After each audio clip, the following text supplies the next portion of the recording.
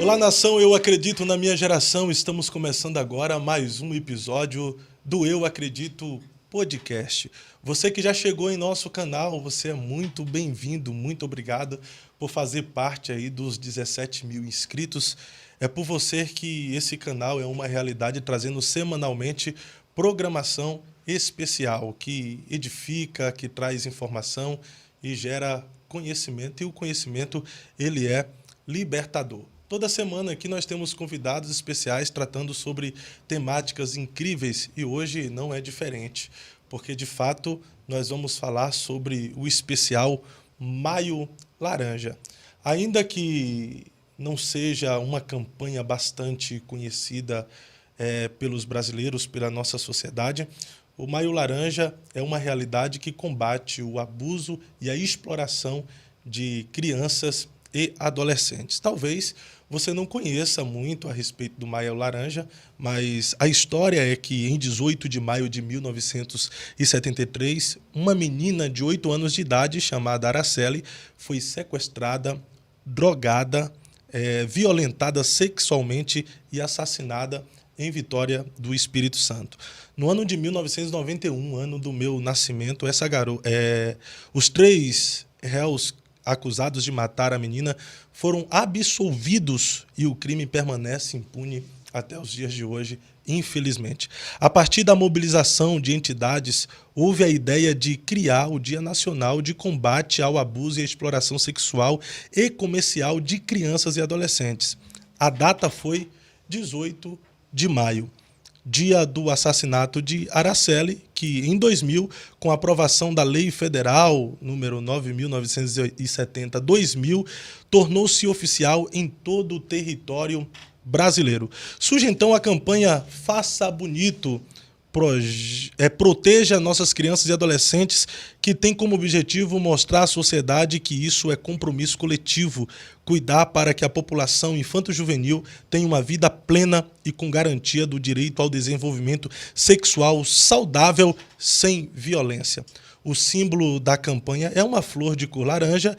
Dentro desse contexto, o mês de maio ficou conhecido como Maio Laranja. E para nós conversarmos sobre isso, combatermos e conscientizar a sociedade, você que já está nos acompanhando aqui, eu estou com a pastora Laudiceia Mendes, que mais uma vez é bem-vinda ao Eu Acredito Podcast. Obrigada, é uma honra estar aqui de novo, né? Principalmente agora dentro desse contexto da campanha. Esse mês é muito importante. Como você disse, a campanha ainda não tem tanta repercussão, engajamento como deveria.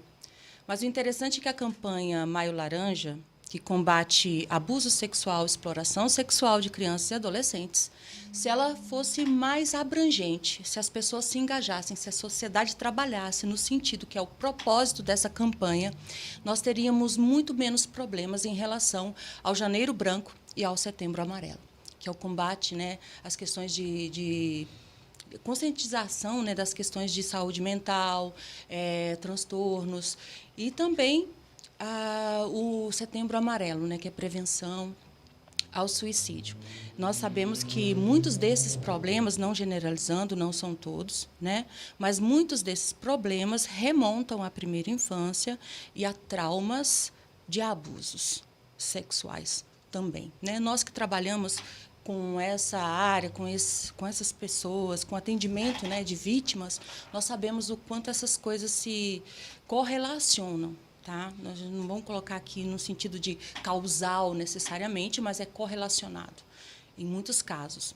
Então, é triste, né, que a campanha ainda não seja, né, até o IG, né, o Instagram lá do Maio Laranja. Sim.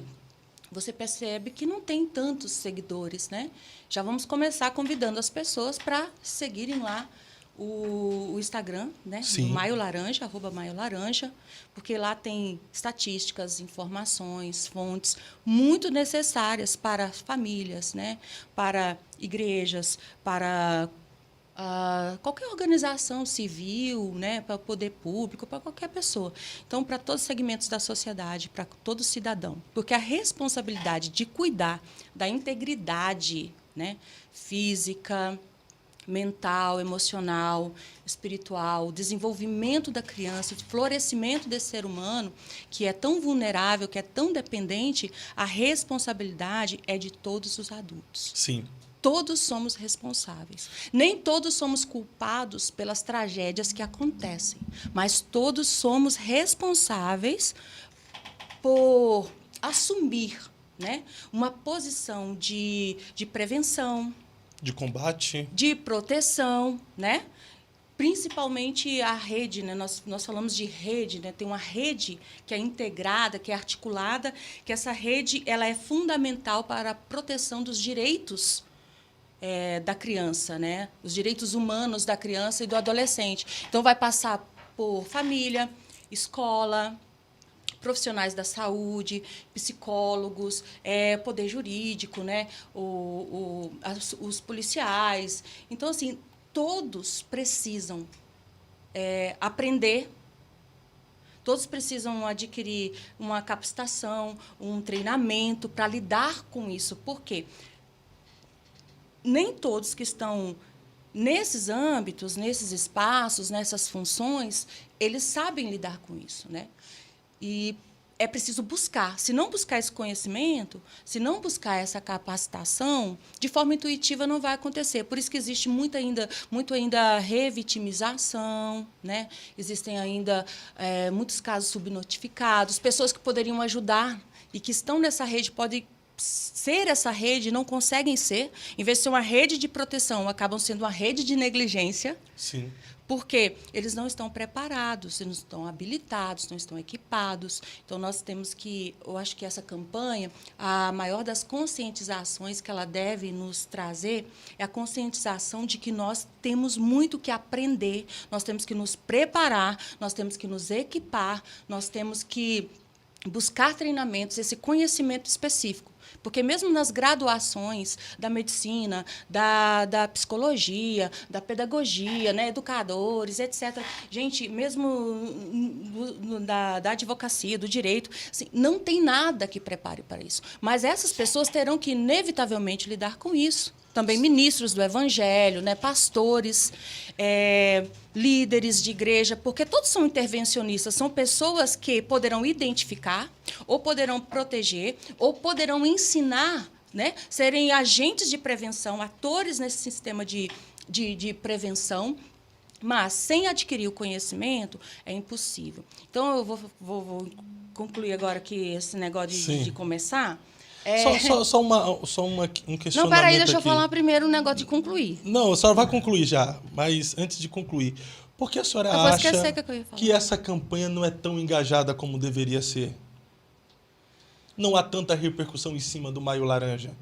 Porque a sociedade não se importa? Não, olha assim, se eu for responder essa pergunta, eu vou ter que entrar numa temática que, se eu entrar agora, eu não saio mais, que é o Brasil ser um país de contradições. Nós temos uma sociedade que, quando houve a notícia de um abuso, de um crime sexual, da violação da criança, sabe? Como o caso da pequena Sofia, que é recente. Sim. Você percebe que houve toda uma rede de negligência, é exatamente disso que eu estava falando. O Conselho Tutelar falhou, com todo respeito, tá, aos conselhos tutelares dessa nação.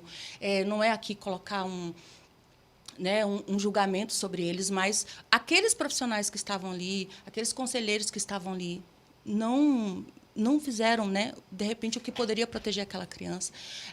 A polícia, o sistema jurídico que foi acionado, o sistema de saúde, por exemplo. Ela passou pela rede de saúde quantas vezes?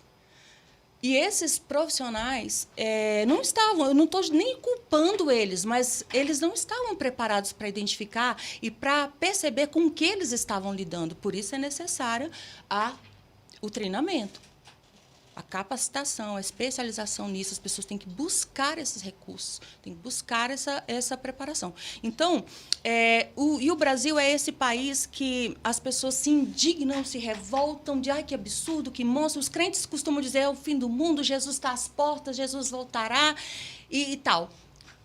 Todo mundo tem aquela reação de repugnância, de rejeição, de repúdio, de ficar aterrorizado. Não pode, ele não pode.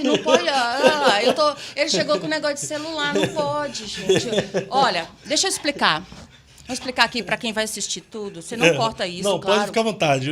Tá ao Mas vivo. para quem vai assistir tudo, né? Quem está assistindo, tem gente aí? Tá, tem gente aqui assistindo. Tá. Deixa eu ver aqui.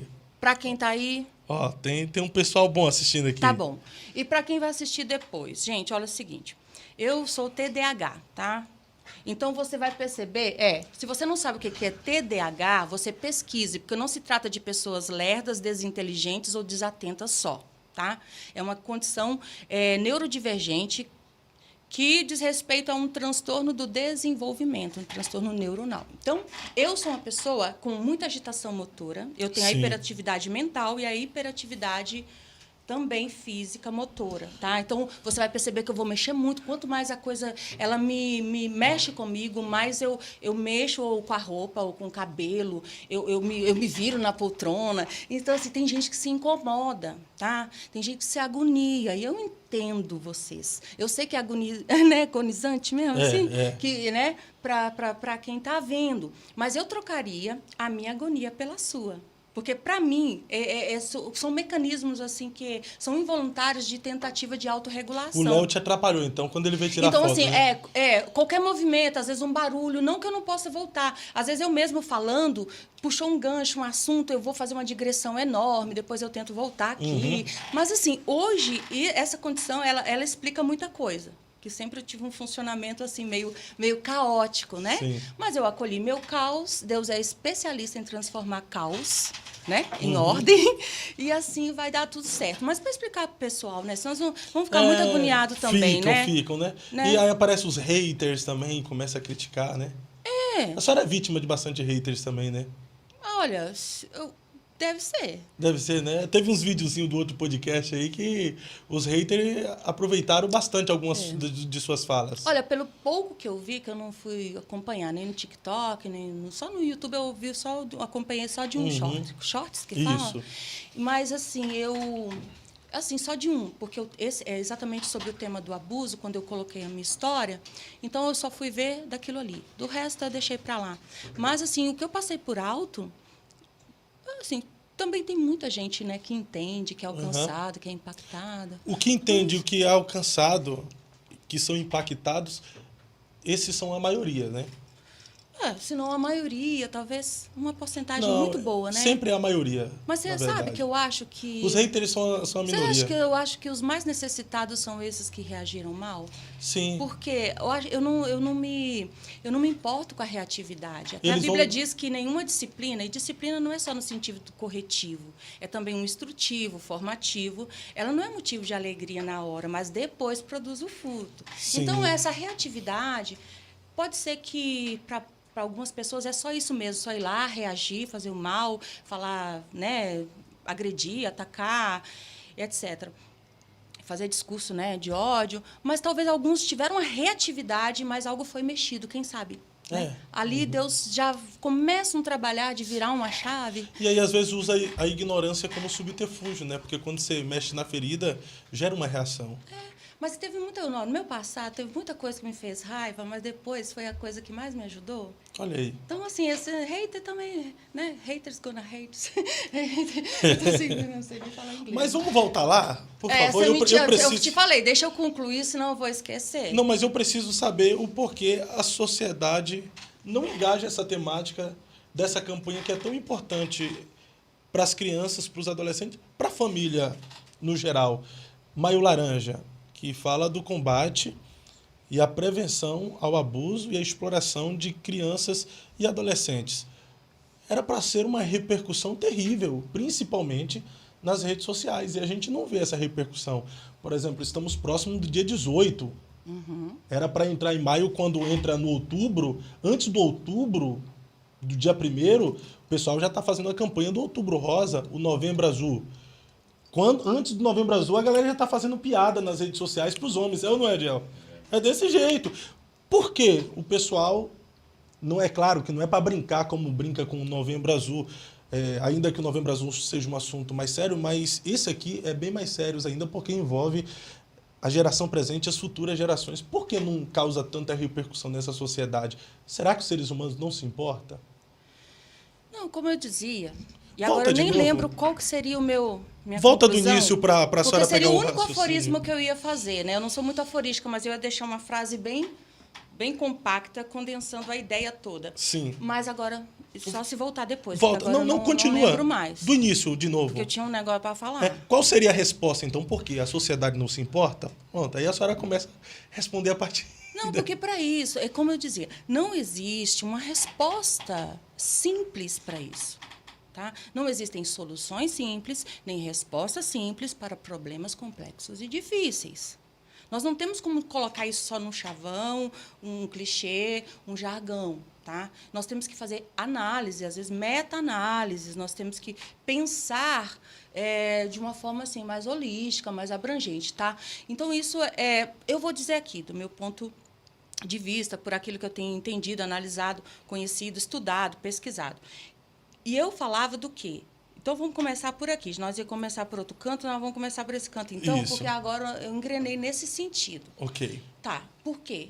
A Maio Laranja ainda não tem tanta repercussão, engajamento. Embora ela trate de um assunto que é das maiores chagas sociais da nossa nação. É um dos maiores problemas, das maiores doenças sociais da nossa nação. Nós estamos falando de um crime, nós estamos falando de uma violência que acontece em proporções epidemiológicas. Os números, eles são astronômicos, exorbitantes, só que ainda subnotificados. Estima-se que apenas 10% dos casos sejam notificados e denunciados. Muito menos são realmente punidos.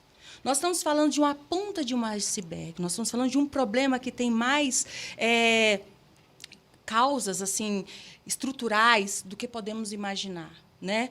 Então, é subnotificado. Nós estamos falando de um problema que acontece em todo lugar, em todos os espaços, mas as pessoas elas insistem em não ver. Talvez exatamente porque incomode muito. Talvez exatamente porque não tem um entendimento de como lidar com isso. Às vezes é só ver lá na notícia, coisa e tal, e todo mundo se indigna e fica por isso mesmo. Porque talvez elas nem entendam que elas também precisam ser agentes, que a família é quem mais pode proteger. Né? Essa família que precisa aprender. Por quê? 80% dos casos acontece dentro de casa. Nós estamos falando de um problema que é familiar. É um problema relacional, é um problema doméstico. Nós estamos falando de um problema que 82% dos casos, 80% é dentro de casa, e 82,5% dos casos são perpetrados, né, são cometidos por pessoas com grau de parentesco, laços consanguíneos e conhecidos, tá? Pessoas que têm laços afetivos, são pessoas conhecidas da vítima. A principal delas, pais. Depois, padrastos. Né? Depois, primos, tios, primas, avós. Né? Esses são o maior número, o maior contingente, geralmente, entre os que são agressores sexuais. Se nós estamos falando de um crime que acontece predominantemente dentro de casa, nós estamos falando de um problema de quê? Nós estamos falando de um problema de família, nós estamos falando de um problema de vínculos que são fragilizados, que são quebrados. Nós estamos falando de um problema muito maior, porque a violência sexual ela é um problema que é fruto, não é raiz, sabe? E, para combater, nós vamos ter que chegar à raiz do problema. Agora, existe essa insistência em não enxergar, talvez esse incômodo, porque, de certa forma, incomoda quem já sofreu, incomoda a pessoa. Eu me revolto, mas tá bom.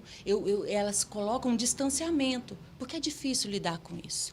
Existe um custo emocional muito grande para você admitir que isso é real, que isso está em todo lugar e que isso pode estar dentro da nossa casa, pode estar muito próximo de nós. Sim. Tá? E nós não temos uma educação do olhar para entender, para ver sinais, para fazer, né, esse diagnóstico. para entender o que está acontecendo. Então, é mais fácil fingir que não está acontecendo. Fingir que não existe. Que é longe, né? Que é algo de estranho, que é algo... Não, é algum lugar. Mas é uma ilusão, é um negacionismo. Tá? As pessoas tentam fazer esse distanciamento, porque quando nós começamos a realmente enfrentar essa questão, há um custo emocional, porque não é fácil. As histórias com que eu convivo, inclusive pensar em estar aqui e falar disso, pergunta para o meu marido. Essa noite eu não dormi. Eu passei pelo menos duas noites assim. Essa eu não dormi, outra lá, ontem eu dormi, antes de ontem não, hoje não. Por quê? Porque assim, me vem à memória todas as histórias que a gente atende, a minha própria história e tantas coisas. E eu dizia, o Brasil é um país de contradições muito grandes. Outro motivo, eu coloquei aqui, né? Vamos tentar organizar o raciocínio. Desculpa, tá, gente? Que se estiver muito embolado, ó. Depois a gente organiza. Meia culpa, tá? Através dos cortes, né, Léo? Meia culpa, organizar. A gente se organiza através por dos isso que eu cortes tenho muito negócio eu tenho muito medo de estar nesses trem, por causa desse, né, que eu sou meio assim. Mas vamos organizar. Um primeiro, talvez, dos motivos dessa invisibilização, inclusive não só do crime, não só da violência, não só da campanha, esse silenciamento faz parte do todo o sistema de silenciamento. Existe um pacto de silêncio na sociedade, tá? E essa invisibilidade toda, que acaba por perpetuar o problema, fomentar o problema, agravar o problema, mas muitas pessoas não fazem por maldade, muitas por ignorância e muitas por ver as notícias, saber o que acontece, mas talvez por assim, como tentando proteger seu próprio psicológico ali, sabe, assim, uma reação de negação, porque ela faz um distanciamento. Tá, isso não tem a ver comigo, não tem a ver com a minha casa. O que eu posso fazer sobre isso? Não posso fazer nada. Então, ela tem essa atitude de distanciamento. Por quê? Porque é algo muito difícil de lidar, é algo muito difícil de enxergar. A pessoa pensa, acho que eu não posso fazer nada a respeito disso, o que é errado. Todos nós podemos, né? E ela vai fazer esse distanciamento, esse movimento de distanciamento, como se fosse um problema que acontece em outro lugar, ou como se ela não tivesse nenhuma responsabilidade dentro dessa rede de proteção, ou talvez com a sua própria família, porque é algo que acontece em algum lugar. Imagina, na minha casa não. Então, existe esse distanciamento por conta que, emocionalmente, psicologicamente, a pessoa primeiro ela tem que fazer um esforço de aceitar a realidade, reconhecer que essa realidade existe, está perto de nós e que nós podemos proteger outros, proteger nossa casa e etc. Mas como tem um custo psicológico, emocional muito grande, muitas pessoas assim, né? Sabe assim, vamos, para lá. Mas nós fazemos isso, às vezes, com outras coisas Sim. também, né? Com outras tragédias que acontecem. É como se fosse um instinto de autoproteção, mas, nesse caso, não deve acontecer isso, esse distanciamento, esse afastamento né? Dessa questão, desse problema, como se fosse algo distante. Segundo ponto, há esse distanciamento. Segundo ponto, por que invisibilizam, por que silenciam? Por quê? Brasil, país de contradições. Sim. Tá? Então, vou te falar. Começar, só para te situar, das contradições. Nós somos reconhecidos mundialmente como um país pacífico, mas nós somos uma das nações mais violentas do mundo. Um estudo, um ranking das 50 cidades mais violentas do mundo, 17 delas estão no Brasil. E o Brasil fica em primeiro lugar nessa estatística sobre cidades mais violentas do mundo, ele fica em primeiro lugar. E nós somos conhecidos como o povo da paz. Sim. Ok? O brasileiro é conhecido como o povo que gosta de festa, alegre, solidário, generoso, o povo que faz piada de tudo, não é verdade? Porém, o Brasil já desponta no cenário mundial, né, a nível global, como um dos países com maior incidência de doenças, né? Transtornos mentais, suicídios, depressão e etc. Né? Há todo um problema aí, é uma epidemia também, né? De problemas psicológicos, emocionais, mentais. O Brasil é conhecido, né, como esse povo tão tão alegre, mas nós nos especializamos em tragédias. Também. O Brasil é conhecido como um país de maioria cristã, tanto da tradição católica quanto da tradição protestante, né? Um país de maioria que se declara cristã. 85% a última estatística, É. né? Cristão.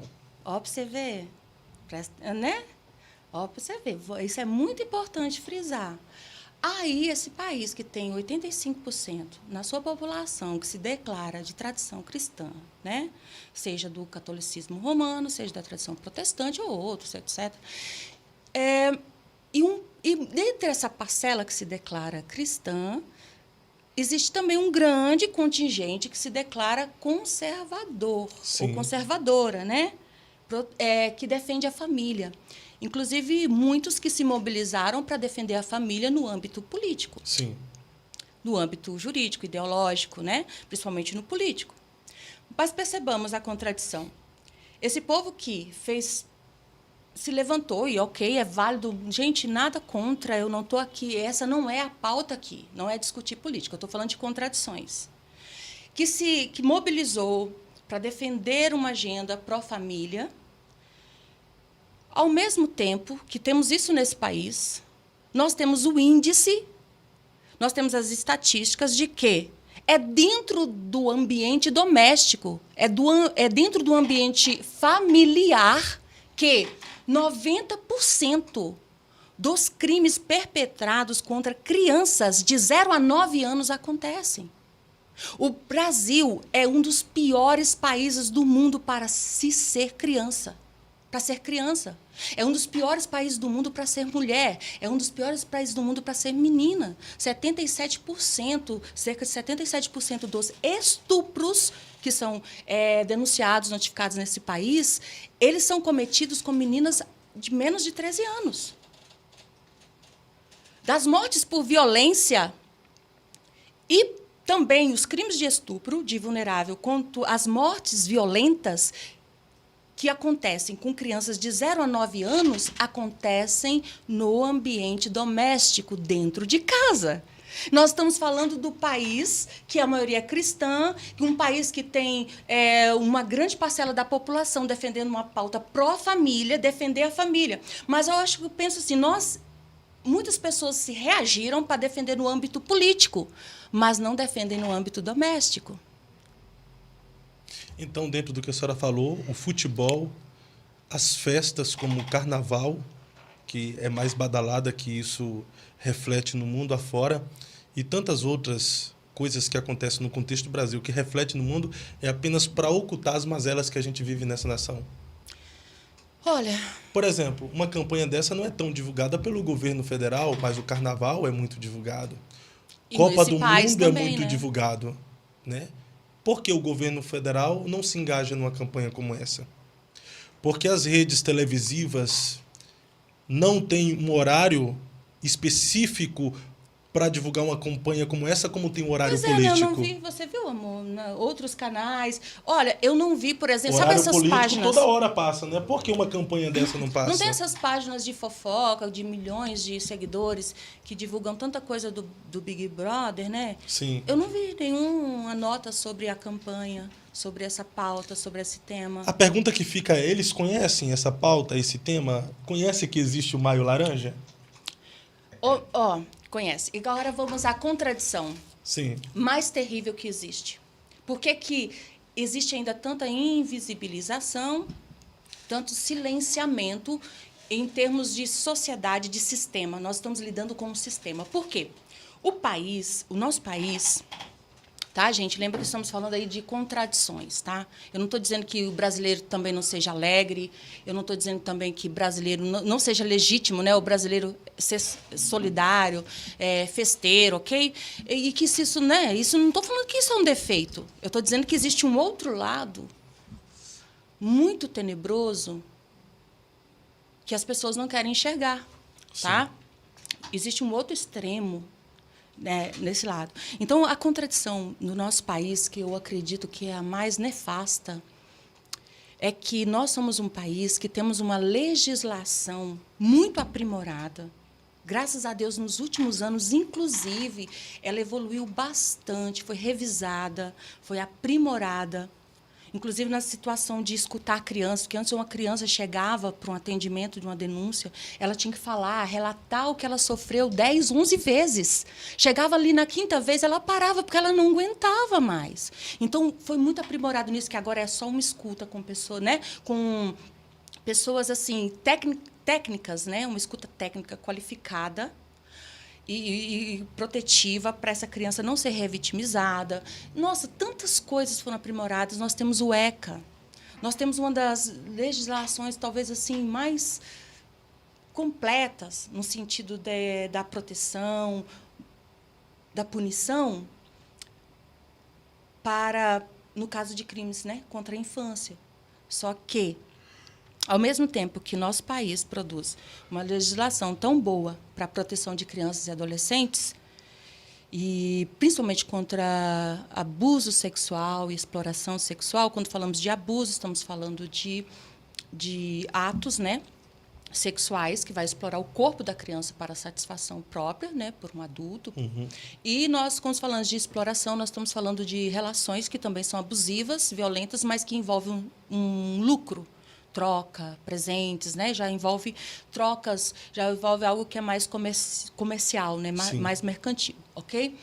Mas, apesar do Brasil ter toda essa legislação tão excelente, que se fosse realmente cumprida, se houvesse realmente punição, responsabilização, que ainda não tem, temos que agradecer a Deus pela legislação. Só que, do outro lado, o que acontece? Nós temos uma cultura pedófila.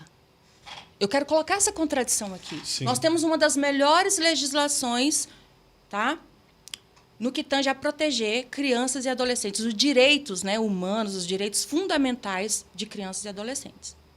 Do outro lado, nós temos uma sociedade, nós temos uma cultura que normaliza, tá, que naturaliza a pedofilia. A nossa cultura é pedofílica. Então, o mesmo cidadão que às vezes diz assim, nossa, que absurdo, que monstro, se eu pegasse eu matava, é o cidadão que ouve o funk falando de um estupro de novinha. É o cidadão que coloca, talvez, a filha e acha normal a filha dançar esse tipo de funk. É um país onde os filhos estão sendo expostos no TikTok, crianças, fazendo dancinhas extremamente... As coreografias são coreografias sexuais.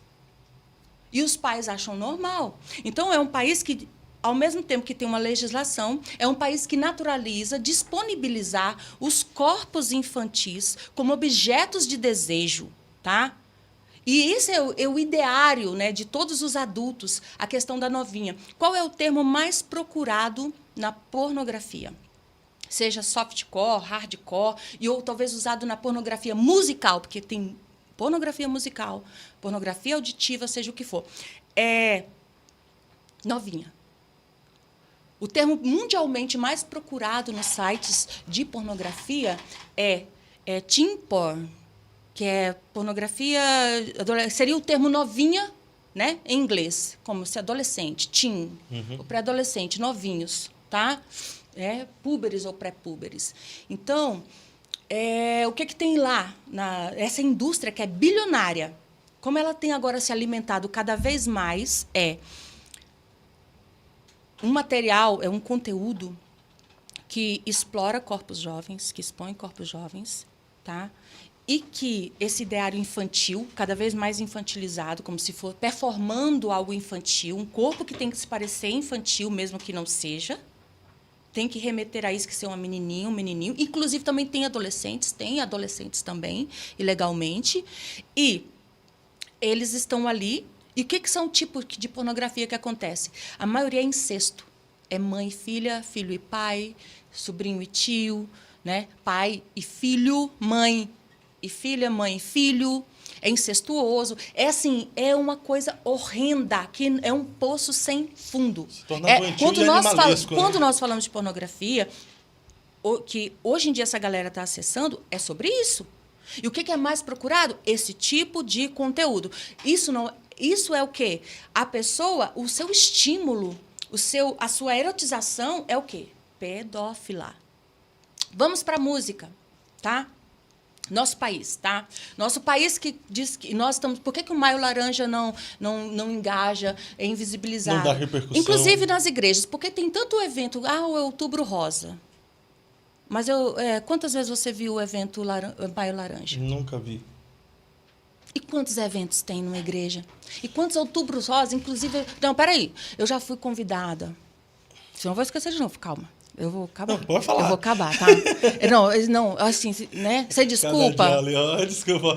Ela só fica rindo lá. Você desculpa, né? Não, gente, fica à vontade. desculpa, eu não tô querendo ser grossa com ele aqui, né? É o parafusinho aqui. Eu deixo tu falar à vontade aqui, o parafusinho, daí que eu tô aqui pra aprender. Eu preciso terminar essa da cultura pedofílica aqui, aí daí depois você pergunta, a gente continua. É porque assim, né? Agora mesmo eu já esqueci. Não, continua aí. Você ia falar sobre as músicas. Talvez eu acho que você ia pontuar as letras das músicas, né? Ai, obrigada. Deus abençoe. Enquanto tu entrou ali como o país da contradição. Isso é uma verdade. Isso. Porque o povo se revolta quando algo acontece e vem pra mídia. Mas não consegue se revoltar quando vê uma MC pipoquinha que faz apologia à pedofilia, fazendo voz de criança com a chupetinha na boca, e as músicas são apologéticas à erotização, à sexualidade, etc. Né, toda a composição dela ali, a apresentação dela, remete ao infantil. Isso. Né? A imagem, né? E sem contar que descobriram que, depois que ela, né, entrou aí numa polêmica, né?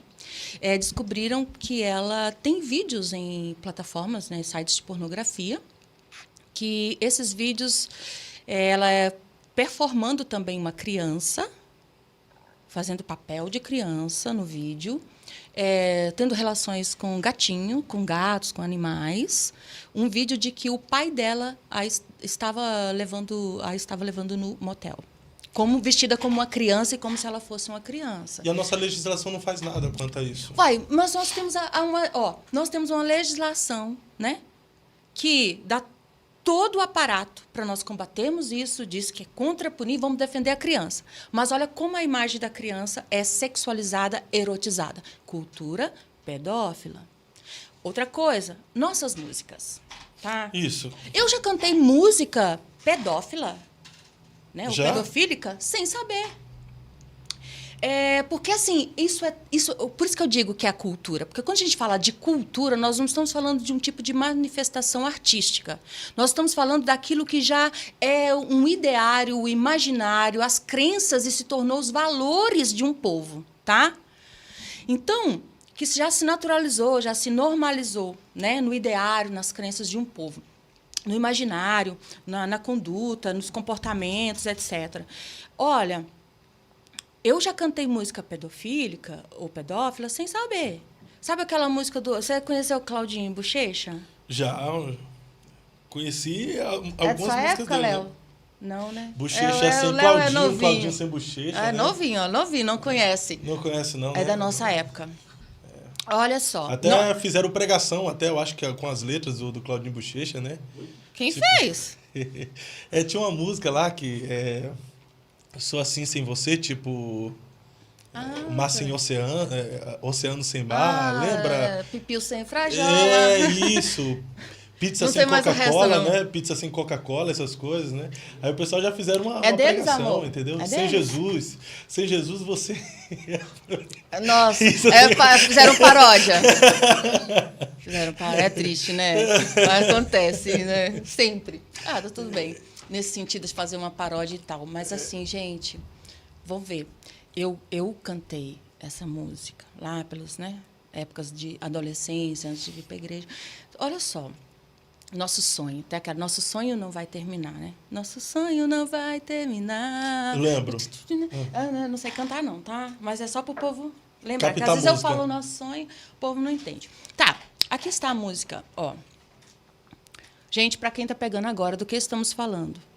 Porque um tipo de campanha como essa, que combate violência, exploração sexual de crianças e adolescentes, não tem visibilidade, não tem repercussão, né? Não tem tanta divulgação na mídia, nos meios de comunicação, nem nas instituições, etc. São vários fatores, tá? Aqui nós estamos citando só alguns, não esgota. E um dos fatores também, primeiro, quando você coloca sexualidade nas redes sociais, seu alcance já é o mínimo possível.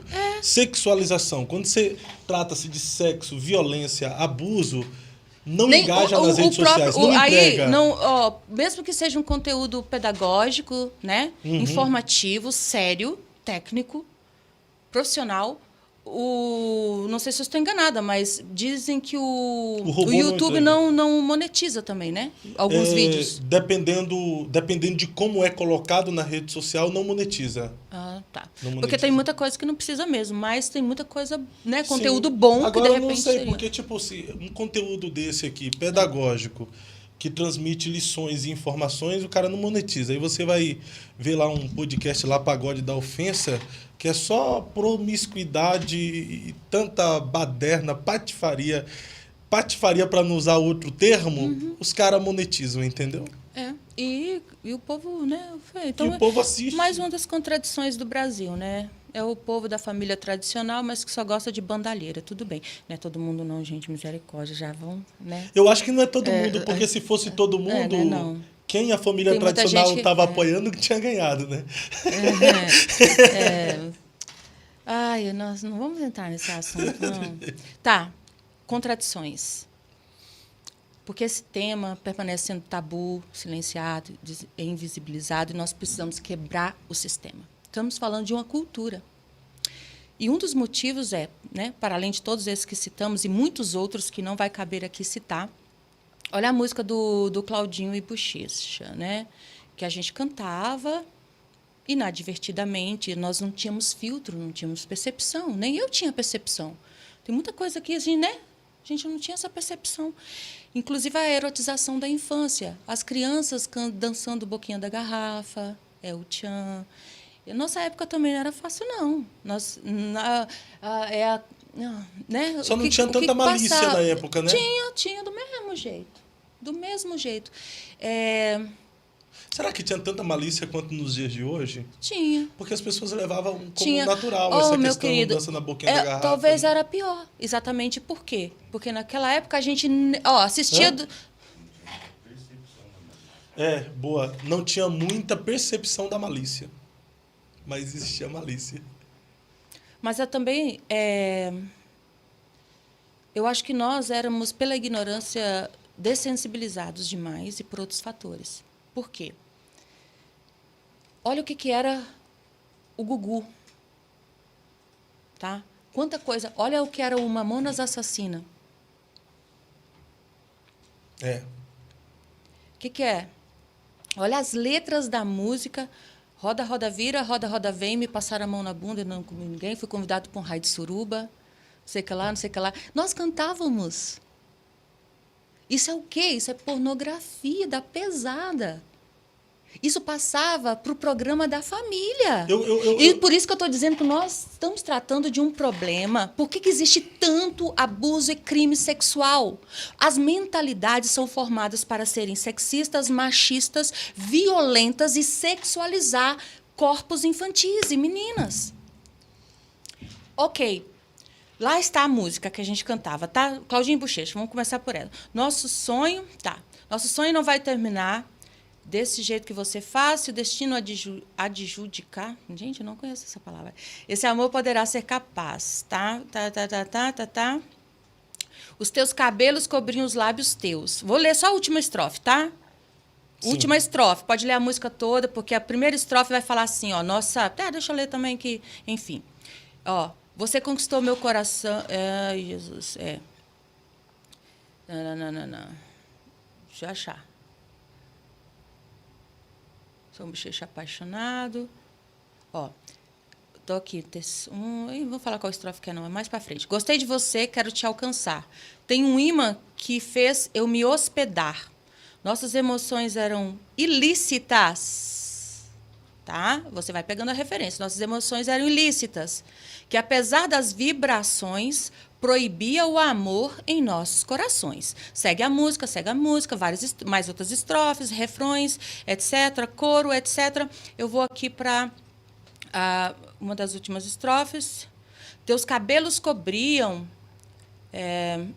os lábios teus, não permitindo encontrar os meus. E você é baixinha, gatinha, eu vou parar. Mas tudo isso porque eu me sinto um coroão. Tu tens apenas metade da minha ilusão. Seus 12 aninhos permitem somente um olhar. Um Caraca. coroão cantando sobre uma música de como ele estava se envolvendo, atraindo, e também dizendo até que a menina estava atrás dele, uma menina de 12 anos. E aí começa dizendo emoções ilícitas. Uma música pedófila, que foi um hit nacional, tá? Cultura brasileira, nossa cultura é. E se você for analisar as músicas, tem apologia à violência, feminicídio, a tudo quanto há, tá? Se nós formos falar disso, se for estar só nesse campo e estudar o que é a nossa cultura, por exemplo, Maria Chiquinha, cantado por 2 crianças. Não é, é Maria Chiquinha que chama? O que foi fazer no mato? Maria Chiquinha, né? Como é que é? Do Sandy Júnior? Eu não lembro, não. Agora eu voei. Oh, Tu lembra, Léo? sério? Nossa, então eu sou muito mais velha que você. Sandy Júnior praticamente estourou com essa música. O que você foi fazer no mato, Maria Chiquinha? Fui seca lá, não seca lá, Genário, meu bem. Que eu não lembro, tá? Aqui, ó. Vai ter maravilha! Ai, Léo, olha aí, ó. Ah, esse é o cara. Quem tava lá com você, Olha Maria lá, Chiquinha. olha lá, isso e tal. E então, é alusivo à idade deles. 2 crianças, tá? Olha só. Vai mais lá pra frente. Então, assim, explicando a música. A Maria Chiquinha que foi no mato, o cara desconfiou que era um homem, ela falando que não era não, mas homem não usa bigode, homem não usa culote, homem não... Olha lá, eu nunca era vi jamelão. mulher de culote. Tá, ela vai explicando, não, era fulano. Então, se é jamelão, vai buscar um pra mim. Ela fala, não, porque o passarinho comeu. Ah, então, eu quero ver. E etc. Então, eu vou te cortar a cabeça. Eu não posso buscar o jamelão porque o passarinho comeu. Então, eu vou te cortar a cabeça. E o resto, Genaro, o que você vai fazer com o resto, Genaro, meu bem? O que você vai fazer com o resto? O resto, pode deixar que eu aproveito. Gente, nós crianças e crianças cantando, eu vou te cortar a cabeça. Por quê? Porque ele desconfiou e entendeu que ela estava no mato com um homem. E o estava traindo. Então, quando ela não consegue mostrar que realmente era uma mulher que estava lá e não era um homem, ele diz, então você vai ver, eu vou te cortar a cabeça. E o que você vai fazer com o resto? Eu aproveito. Além do feminicídio, da violência, não tem talvez uma insinuação de necrofilia? Macabro, porque né? Macabro. Um corpo com cabeça cortada, como ele aproveitaria? E esse aproveito, tipo assim, o resto eu aproveito. Ele era falado com malícia. A cultura brasileira, coloca aí, fazendo um favor, a música Milambe, pode? Pode. Já acabou os Não coloca horários? a música, dá pra colocar a letra, né? Gente, tem muito pano pra manga, tá? É? Tem horário ainda? Não, tem. A gente tem horário? Tá, não, tem sim. Você tem tem um sim. negócio de compromisso, né? É Raimundos, Milambe. Coloca a letra. Ainda bem que o Rodolfo Abrantes se converteu, né? Graças a Deus, mas a nossa sociedade ainda precisa ser curada, redimida. A gente vai falar isso aqui sobre educar e sarar. Uma geração para proteger a outra, Isso. né? Olha só, Raimundos, essa música, tanto quanto de Sandy Júnior, cantada em todos os programas televisivos, inclusive os infantis da Manchete, antigo Globo, SBT. Então, eles estouraram uma música alusiva a feminicídio e necrofilia. Ok? Que foi, Léo? Agora aqui está. Não conhece a música? Hã? Não conhece a música? Você Rapaz, cantou também? eu sou meio... Você só essa Você cantou? Essa eu não cantei, não. Eu, Raimundos eu conheci, mas a música eu não conheci. Você Só conheceu? leia a primeira estrofe. Ó, milhões cantando. Ó, milhões de visualizações no YouTube. O YouTube não bloqueia isso daí. É bloquear que fala. Bloquear ou desmonetizar. É. Plateias. strike no Sabe canal. que é multidões cantando isso? O que estamos falando desse país para o qual o Maio Laranja não significa muito mesmo, ou essa causa não significa muito. Porque nessa cultura de que o brasileiro se mostra indignado quando vê uma notícia, é o brasileiro que vai cantar isso aqui, ó, junto com uma banda, é uma multidão. É o mesmo que vê a notícia na televisão, ele vai aqui, ó, para esse show cantar isso aqui. O quê? O que essa criança está fazendo aí, toda mocinha? Vê, já sabe rebolar. E hoje em dia, quem não sabe? Se ela der mole, eu juro que eu não faço nada. Dá cadeia e é contra o costume. Mas se eu estiver na rua e ela de mão dada com outro cara, eu morro de ciúme. Vai, passa. Desculpa aí que eu não sei declamar esses trem, não. Nem negociar. E eu contente com as malvadas, achando que era o tal. E me parece essa coisinha. Então, vai passando aí. Me dê agora seu telefone, outro dia a gente se liga. Eu quero te levar para onde dá um frio na barriga. Me fala a verdade, quantos anos você tem? Eu acho que com a sua idade já dá para brincar de fazer neném. Como a vista é linda da roda gigante, é tão grande. Acho que ela viajou que eu era um picolé. Me lambe. Esse é o ponto alto da música. Me lambe. No parque de diversões foi que ela virou mulher das fortes. Menina, pega a boneca e bota ela de pé. Fala pra mim se isso não é pedofilia. Você já tinha visto essa música, Léo? Sinto amigo lhe Você tinha dizer. associado à pedofilia? Ó, vamos até aqui, ó. Sinto amigo lhe dizer, mas ela é de menor. Isso é crime. Seu guarda, se não fosse eu, podia ser pior. Vamos terminar por aqui. Olha só. Ok, Então, coloca a música Banda Bidê e Balde, a música E Por Que Não? Então, Vamos falar, então, olha aqui, ó. é importante falar da cultura, que nós vamos falar das causas estruturais, porque esses crimes nunca diminuem, nunca acabam, atravessam gerações, porque que a sociedade se mantém cauterizada. Eu nem diria que, sabe assim, às vezes reage aqui, coisa, mas está a consciência cauterizada. E o ideário dessa sociedade é pedofílico. Os homens, muitas mulheres também, elas são socializadas, formadas e aculturadas para sexualizar, erotizar, desejar corpos infantis. Então, a mesma sociedade que se indigna por uma prática pedófila ao público é a sociedade que aplaude a cultura não tá pedófila. lá? Quantos milhões? Por que tem bilhões de visualizações dessa música? Por que as pessoas cantam aos milhares de milhares nos shows? Por que eles ganharam tanto dinheiro com a música dessa? E não é só eles, tá, gente? Ó, tem do Chico Buarque, tem de Cid... Não, toda a MPB vai ter alguma referência. Nós podemos ir até Machado de Assis e achar referências a relacionamentos pedófilos. A música Garota de Ipanema e diz que ela se trata de dois coroão, desejando uma menina novinha que estava passando na praia, entendeu? De 15 anos, né? Dois velhos coisando uma menina de 15 anos. Então, não é só no funk, porque se for entrar no funk, aí o negócio vai a um nível da monstruosidade, do mais abjeto, que não cabe, não dá nem para falar aqui. Então não tem como Coloca essa galera... essa aqui, ó. Não tem Também. como essa galera se engajar numa campanha como essa ó. se eles mesmos propagam músicas que fazem apologia à pedofilia e ao abuso, E os outros que né? cantam? Então, E quem patrocina? E quem dá o sucesso para eles? é por isso que não tem como eles engajarem em uma campanha como essa?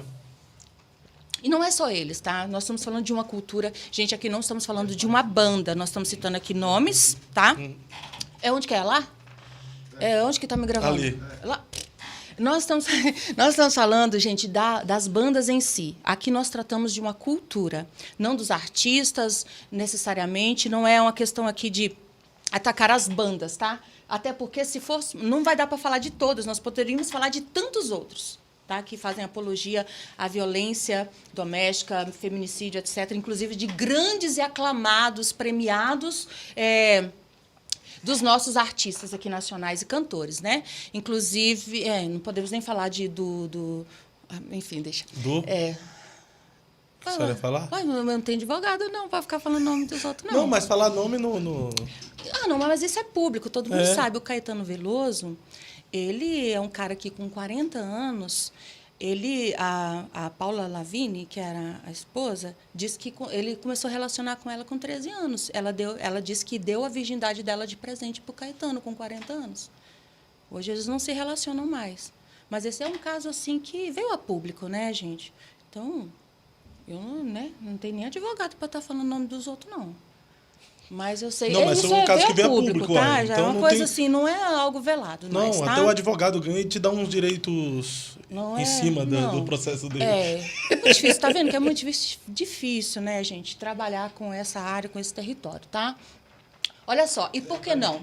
Gente, Ou parente, então. O quê?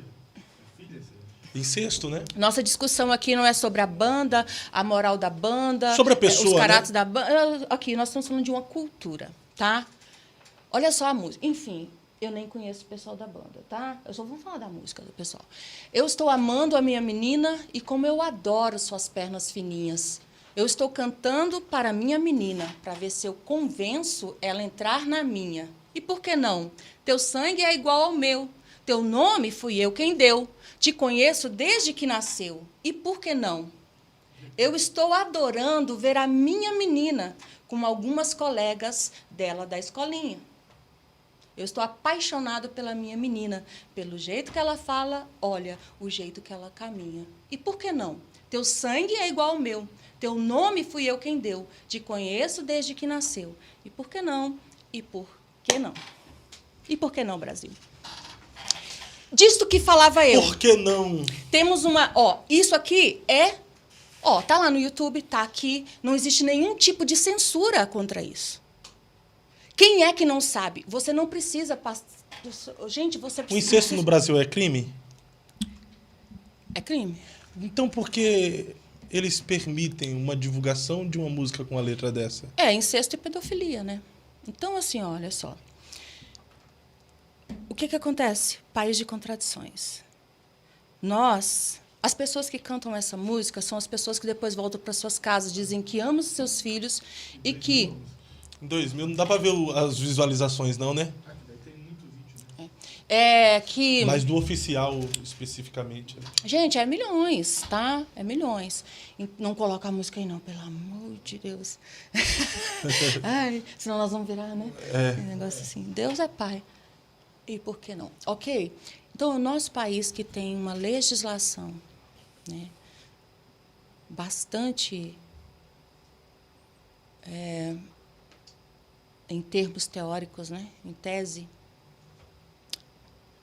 efetiva para a proteção da criança e do adolescente contra violências, abusos, crimes, para defender seus direitos humanos fundamentais, é o país que, em termos de sociedade, e assim, muitos sistemas também, instituições, a cultura, continua normalizando, naturalizando que os corpos infantis sejam disponibilizados, tratados, né, e como objetos do desejo sexual dos adultos, principalmente dos homens.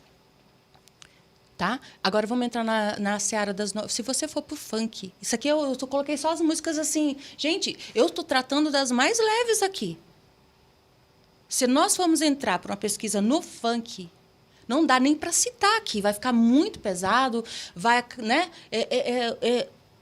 É a sexualização da violência, a sexualização do estupro coletivo, é a sexualização da pedofilia. Então, assim... Do incesto. Mas é importante orgia, dizer, né? que não é só o funk, porque aí a pessoa pensa, mas eu não ouço funk. Mas tem várias outras bandas e várias outras coisas que a gente considera assim, nossa, de cultura, isso aqui é cult, né? Isso aqui é alta cultura. Não, em todos essas, né, estratos, em todas essas camadas existe essa mesma cultura. Então, Brasil, não por acaso vivemos num país que é um dos países mais difíceis para ser criança. Dentro desse contexto, qual a importância do Maio Laranja? A importância é essa, porque se não fosse pelo Maio Laranja, uma delas, né, eu não estaria aqui. A importância é que, em meses como esses, profissionais, né, pessoas que lidam e tratam diretamente com esse problema, estão se mobilizando, porque é uma campanha de conscientização, de mobilização, para despertar outras pessoas. A campanha, exatamente, a função dela é essa, mobilizar, conscientizar, despertar os outros, né? Se não fosse pelo mês, porque eu trabalho, tá, no sentido educativo, preventivo, eu atendo no âmbito assim da igreja inúmeros casos por semana, infelizmente. Está ali meu marido, que sabe que, às vezes, depois que eu volto de uma viagem, de uma ministração, é muito raro eu não ser procurada por alguém que quer então, compartilhar. Acontece muito abuso infantil dentro do contexto da igreja? Acontece muito abuso infantil ainda, mas, inclusive, existem muitos adultos que foram abusados dentro do contexto da igreja, tá? Por pessoas ditas. Vamos frisar aqui, porque depois o povo vem, não, é cristão. Gente, se eles se apresentam como cristãos, são conhecidos como cristãos. Inclusive, alguns são conhecidos como pastores. Então, é muito pesado, entendeu? É muito difícil. E por isso mesmo é que eu estou aqui. Porque eu não posso calar, o silêncio não é neutro. Tá? Como Mordecai disse a Esther. Se você se calar, Deus, se você se calar agora, se de todo te calares, Deus pode trazer o livramento de outra parte, de outra forma. Mas tu e tua casa perecerás. As pedras O clamam, né? silêncio não é neutro. Se Deus nos deu voz, nós temos que usar. Lá está em Provérbios 31, não sei se é 8 e 9, que a mãe do Lemuel diz para ele: erga a tua voz em favor daqueles que não podem se defender. Erga a sua voz com justiça. Se não me falha a memória também, Provérbios 24, 23, gente. 23, esqueci o versículo, que vai dizer assim, né? Livra aqueles que estão destinados à matança. Livra aqueles que estão sendo levados, eu gosto dessa tradução, levados à matança. Livra-os. Aqueles que estão sendo levados para a morte. Se o puderes livrar. Ainda vai dizer, e depois não diga que eu não sabia. Não, coloca o Provérbios aí. Eu vou caçar se é 23, gente. O bom desse negócio é que, né, eu gosto de podcast por isso, que daí dá pra gente... Dá tempo, aí. Né? Dá Normal. pra gente... não precisa ficar aquele negócio de Chato. Né, de púlpito. Não, é Gente, de pregar é boa ruim aqui. demais, misericórdia. Tem tempo aqui, ó. Provérbios, o quê? 23? Eu acho que é 23, gente. Se Deus quiser, vai ser. Se Deus quiser, vai Provérbios ser. 23. Vamos lá. Seria o quê, mais ou menos? É o 23. Pera aí, meu filho. Se eu lembrasse, eu tinha falado. Pera aí. Nossa, assim, tá assim, não. Ai, Adiel, como tu sofre. Mas eu não falei de falta de... Ó, isso foi grosseiro. Foi não. Foi grosseiro, gente. Foi não. Desculpa, tá? Foi não, brincadeira. Não foi de mal, não, tá? Bom, Olha aqui, tá ali, ó. Eles vão achar que eu sou bruta. Eu não sou bruta, não, gente. Eu tô brincando. Cadê? É Provérbio 23 que ela colocou. É 23, mas ali, ó. gente. Mas Achou? Tá ali? Teria que não. Não, não é não? Tá aí, não?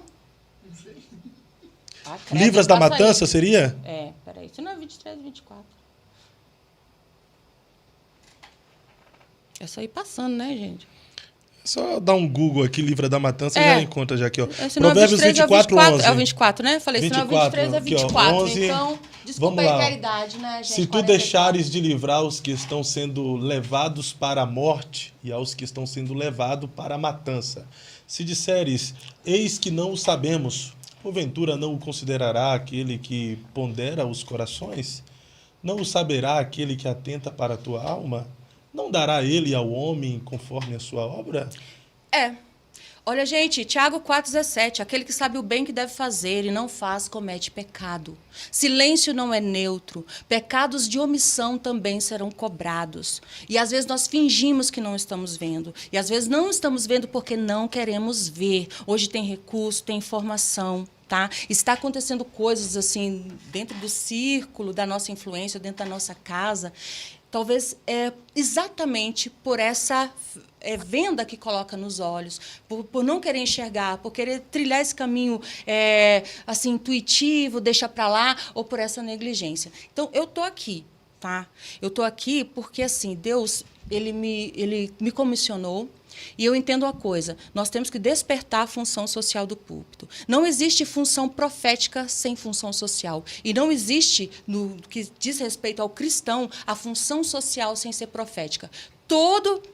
Vai estudar o profetismo. Todos eles eram também agentes de Deus para denunciar, né, as mazelas sociais, as injustiças. E também aqueles que cuidam do órfão e da viúva, diz a Bíblia que é a verdadeira religião. Tá? E o manter-se incontaminado do mundo. Então, não dá para separar as duas coisas. Por exemplo, o seu podcast. Sim. Tá? Por pouco, não passava um mês, e, de repente, assim, pela agenda e tal, a gente engole a gente, sabe? Nossas agendas nos engolem. Então, a gente tem que estar atento e despertar a atenção das pessoas. Não só em maio, porque o maio é para nos mobilizar, nos conscientizar, nós buscarmos aí mais informação, mais conhecimento, treinamento, capacitação com pessoas qualificadas para que nós possamos, durante o ano inteiro, a vida inteira, exercer o nosso papel, nossa responsabilidade. E não sermos mais uma rede de negligência, mas também sermos uma rede de proteção. E eu estou aqui Por quê? Olha, vou falar um negócio aqui, Fábio. Tem muitas crianças, assim como eu, já gritaram aonde estava Deus. Porque toda ferida, todo trauma sexual também gera uma ferida espiritual, uma lesão espiritual. Invariavelmente. Diferentes extensões, diferentes intensidades, diferentes impactos em cada pessoa, mas gera. Então, muitas crianças já gritaram, até cresceram. Muitas, graças a Deus, já estão até na casa de Deus, foram alcançadas pelo Evangelho, restauradas. Mas ainda existem muitas gritando. E muitas gritarão. Se depender da sociedade que vivemos, porque é tão estrutural. Só que eu vou te dizer, eu entendi uma coisa. Para cada criança que já gritou onde estava Deus, se nós começássemos a gritar aonde estava eu, quando a igreja começar a dizer, a gritar aonde estava eu, muita coisa vai mudar. Mas nós não nos responsabilizamos. E qual a importância de educar e sarar essa geração para proteger a geração que está por vir?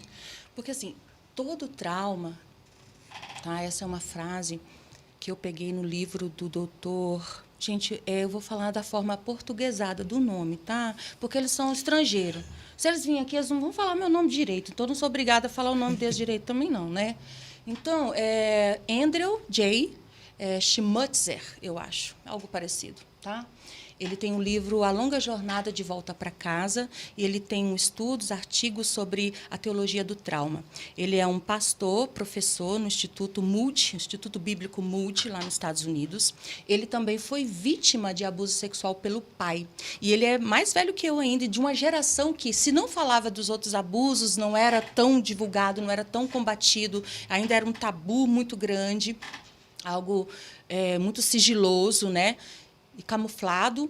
Imagina ele que foi por homem, pelo pai, incesto, etc. Então, ele trilhou um caminho do restaurar espiritual, de tanta coisa. Ele produziu um dos melhores livros que concernem a tratar de questões de trauma, com uma teologia bíblica, também formado pela psicologia, outros profissionais. Ele reuniu vários profissionais e colocou uma abordagem teológica excelente. Então, dos escritos dele, que eu colhi essa frase, ele disse assim: é preciso sarar uma geração para proteger a outra. Por quê? Quando nós falamos sarar, nós estamos falando não assim, gente, que a gente usa no meio evangélico o termo sarar de uma forma muito mística, assim, muito romantizada, idealizada, né? Eu já fui em tanto negócio de mulher que é curadas para curar. Assim, gente, aí você chega lá... Aí, se é curada ou não sei se é curada para quê, porque depois não faz nada com o tal de cura, se é que recebeu. E se recebeu, glórias a Deus, aleluia, o Senhor cura mesmo, o Senhor restaura mesmo, tá, gente? Aleluia, Jesus, não estou invalidando o testemunho de ninguém, nem o trabalho de ninguém. Mas, assim, cuidado com o termo sarar. Em relação a sobreviventes de trauma ou vítimas, quando a gente fala em sarar, nós estamos falando de cuidar. É sobre uma cultura de cuidado. Então, é preciso sarar uma geração. Sarar uma geração no sentido de educar essa geração. Que tipo de educação? Uma teologia bíblica bem fundamentada nas questões da criação, queda e redenção, para nós entendermos a luz da eternidade e a luz dos sofrimentos de Cristo, para ressignificar os nossos sofrimentos. Porque nossos sofrimentos só podem fazer sentido à luz dos sofrimentos daquele que ele entrou no nosso sofrimento através do sofrimento dele para nos resgatar do nosso sofrimento. O Senhor nosso Deus Jesus, se não fosse pela cruz, eu não creria no Evangelho. Por quê? Cristo, ele sempre vai ter um ponto de interrogação no nosso sofrimento.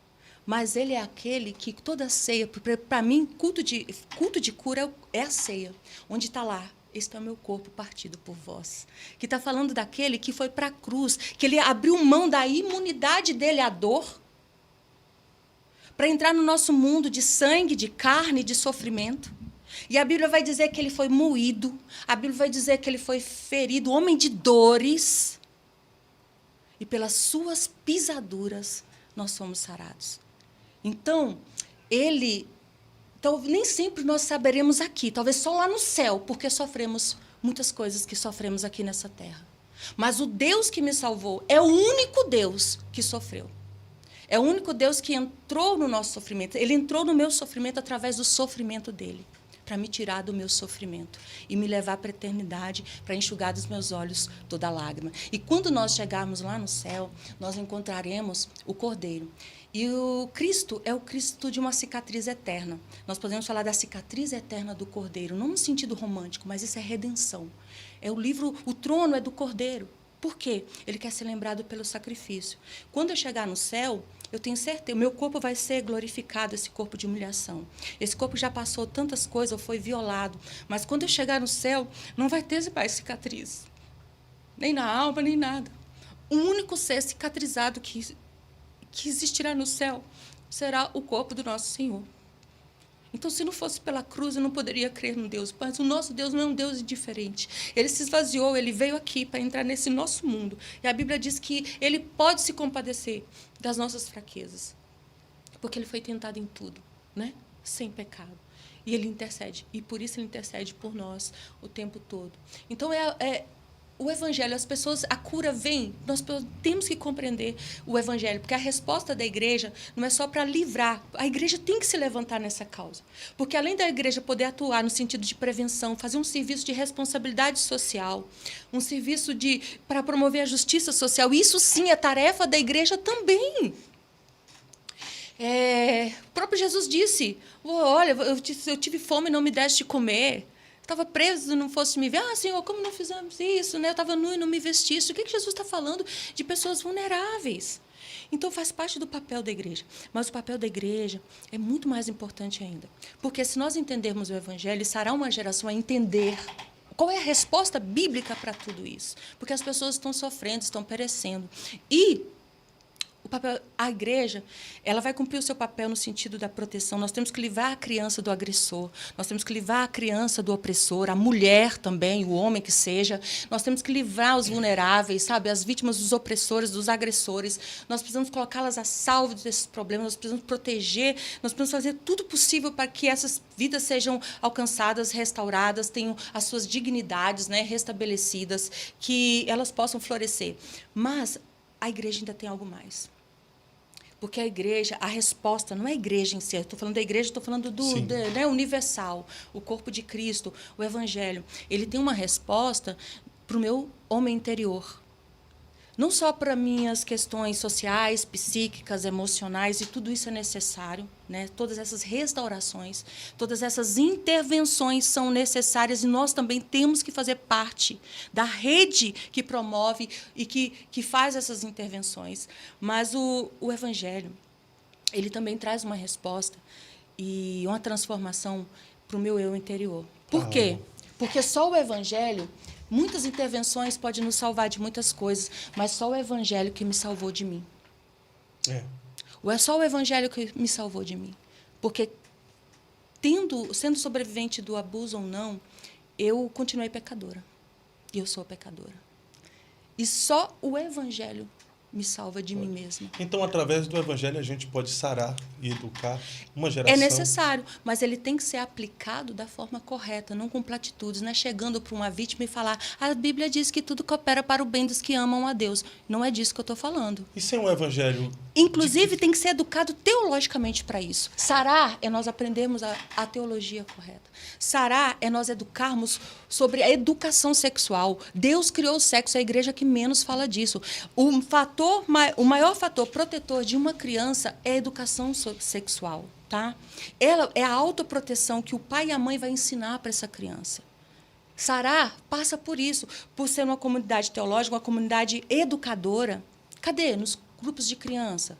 Cadê os irmãos, os ministérios? Diz que é ministério de família, ministério disso, ministério de... Por que não ferramentaliza os pais? Porque eles também não buscam essas ferramentas. Eles também não buscam essas respostas e as famílias estão sofrendo. Então, sarar uma geração passa por isso também.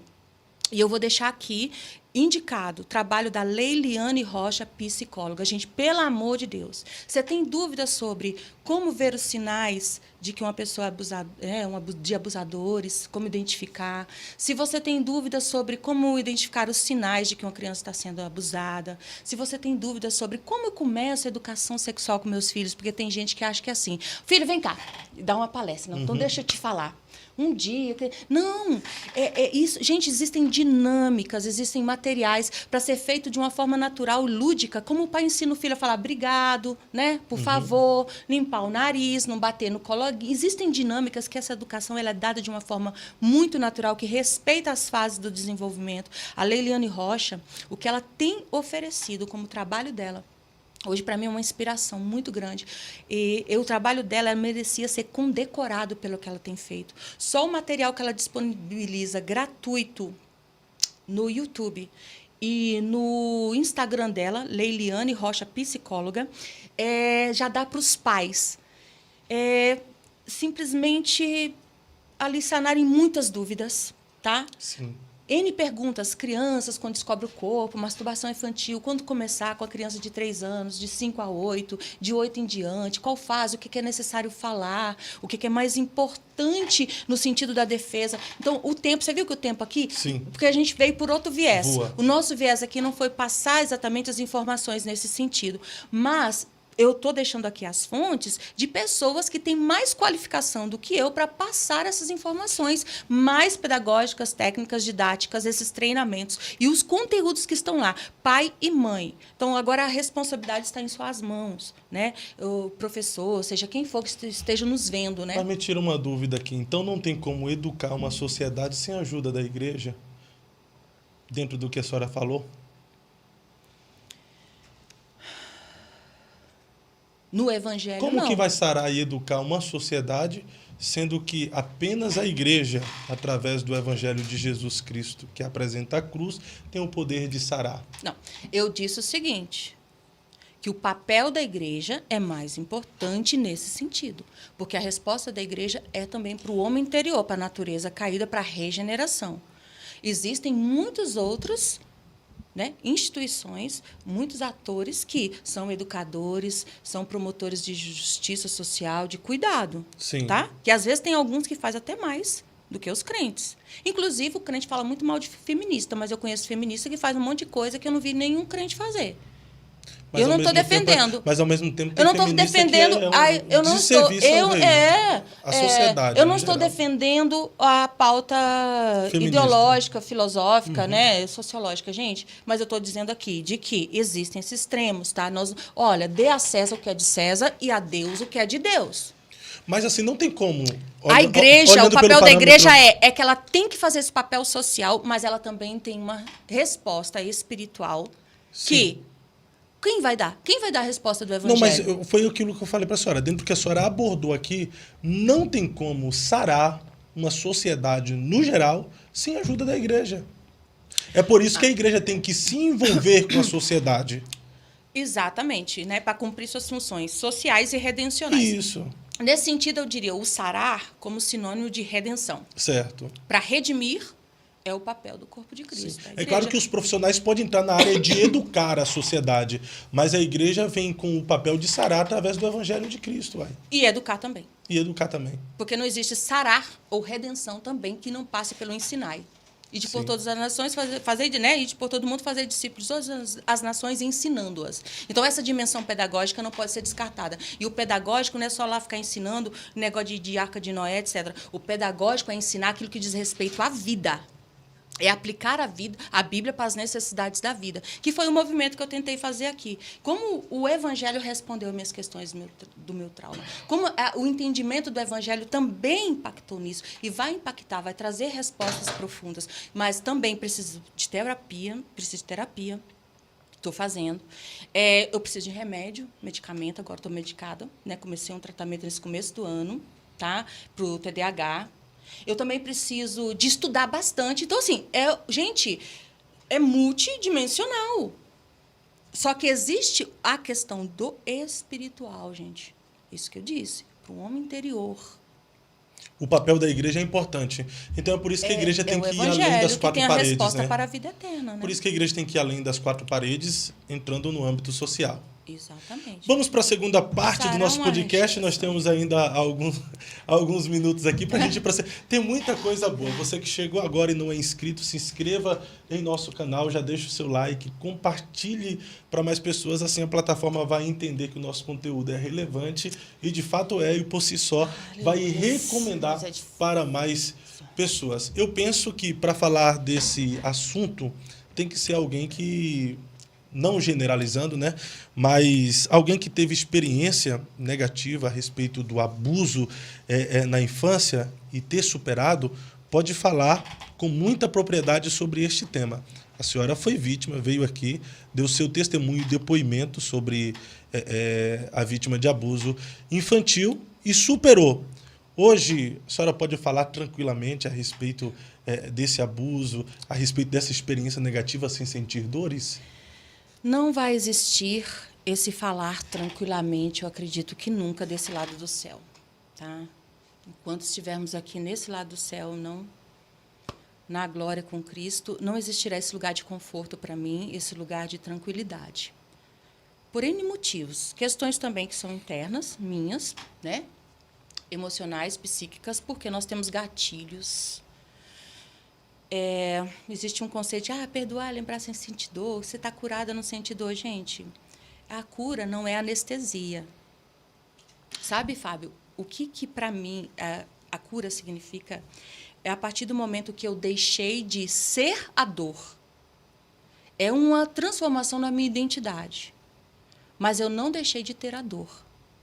Estar curado tem muito mais a ver com deixar de ser a dor, para ter a dor. Então, tem dores que nós sempre as carregaremos conosco. Por exemplo, dores de luto, né, de vários outros traumas e situações.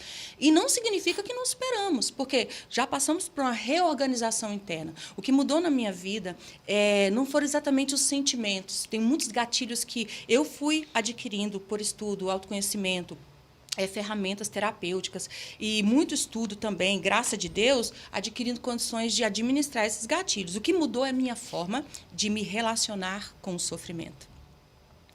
O que mudou foi a minha forma de me relacionar com os meus sentimentos. Mas eu sempre serei atravessada por muitos sentimentos, por muitas dores, principalmente quando eu colho casos de meninas, casos assim, gente, a minha história que eu contei, eu contei em síntese, né? Uhum. E o vídeo viralizou. Certo. E não foi fácil nem falar, nem fazer aquela breve citação, aquela síntese ali, que teve uma enorme repercussão, mas não foi fácil. Imagina, ainda ter que lidar com tantas outras histórias e a gente não vai etiquetar, categorizar, quantificar dor de ninguém. Todos nós somos singularizados em nossas dores, mas existem histórias que, em termos de duração, de violência, de brutalidade, foram muito mais graves do que a minha, tá? Assim como tem outros que, de repente, essa gradação nesse sentido é inferior, mas a dor a gente não quantifica, tá? Somos singularizados em nossas dores. É uma ferida que nunca cicatriza? Assim, quando eu ouço outras histórias, sabe? Não tem como eu não ser atravessada pela dor. Claro que cicatriza. Cicatriza. Mas esse cicatrizar, a gente pensa assim, cicatriza, isso é porque fica uma coisa insensível. Não fica insensível, não. Não é uma coisa que vai nos... como que eu disse, né, gente? Não é um anestésico, nos entorpecer, sabe assim? É como eu te disse, nós deixamos de ser a dor, mas ainda continuamos, em muitos aspectos, a ter a dor. Nós só não podemos ser a dor, porque quando eu sou a dor, eu estou fundando a minha identidade na dor e na ferida. Então, eu já saí desse lugar de vítima. Hoje eu sou protagonista da minha história pelo poder da graça do Senhor, do Evangelho. Ser a dor e sentir a dor são coisas totalmente diferentes. Exatamente. Né? Eu ajusto a dor à vida e a vida à dor, como eu lido, como eu administro com essa dor. Mas é desumano você pedir para uma pessoa que sofreu traumas severos na infância, ou seja, quais forem lá suas dores, você falar para ela que se ela for curada, é porque ela não sente mais nada. Não estamos falando disso. Só quem tem esse poder é Jesus, né? Não chores mais. Não estamos falando disso. Isso é desumano. Jesus não veio para nos salvar da nossa humanidade, mas para resgatar e restaurar a nossa humanidade. Então, é importante pensar nisso. Só que não é tranquilo falar, por quê? Olha para você ver. O que eu falei? Eu fiz 4 afirmações colocando assim uma nota biográfica, autobiográfica, né? Sim. Coloquei uma nota autobiográfica e fiz 4 afirmações, você lembra? Você fez um negócio lá, como é que chama? Shorts. Shorts. Aí viralizou no YouTube, não Sim. viralizou? Viralizou. É viralizar que fala Viralizou, quando é daquele tanto? Aham. É no TikTok. Também. Nem sei mais a quantas que tá. É. Ok. Só no YouTube, só um deles que eu fui ver, porque é exatamente esse que eu coloquei essa nota autobiográfica falando do meu quadro de abuso, em síntese, fiz 4 afirmações bem categóricas e aquele shorts é o quê? 1 minuto? 1 minuto. 1 minuto, gente. Quando eu vi, tinha uns 1.200 comentários, tá? Então, muitas pessoas foram impactadas positivamente. Elas foram impactadas positivamente. Você há de perceber que muitas... Por que eu fui ler? Porque toda vez que uma mulher fala, outra sara, outra pessoa sara. Quando uma vítima fala, outra sara. Por quê? Porque nós temos que quebrar o silêncio, esse é o primeiro passo. Perceba que lá, quantas pessoas foram para dizer, eu também. Tem uma mulher que disse lá, eu tenho 68 anos e nunca tinha falado. Olha, eu também nunca falei, outra eu falei com tantos anos, e outra aconteceu.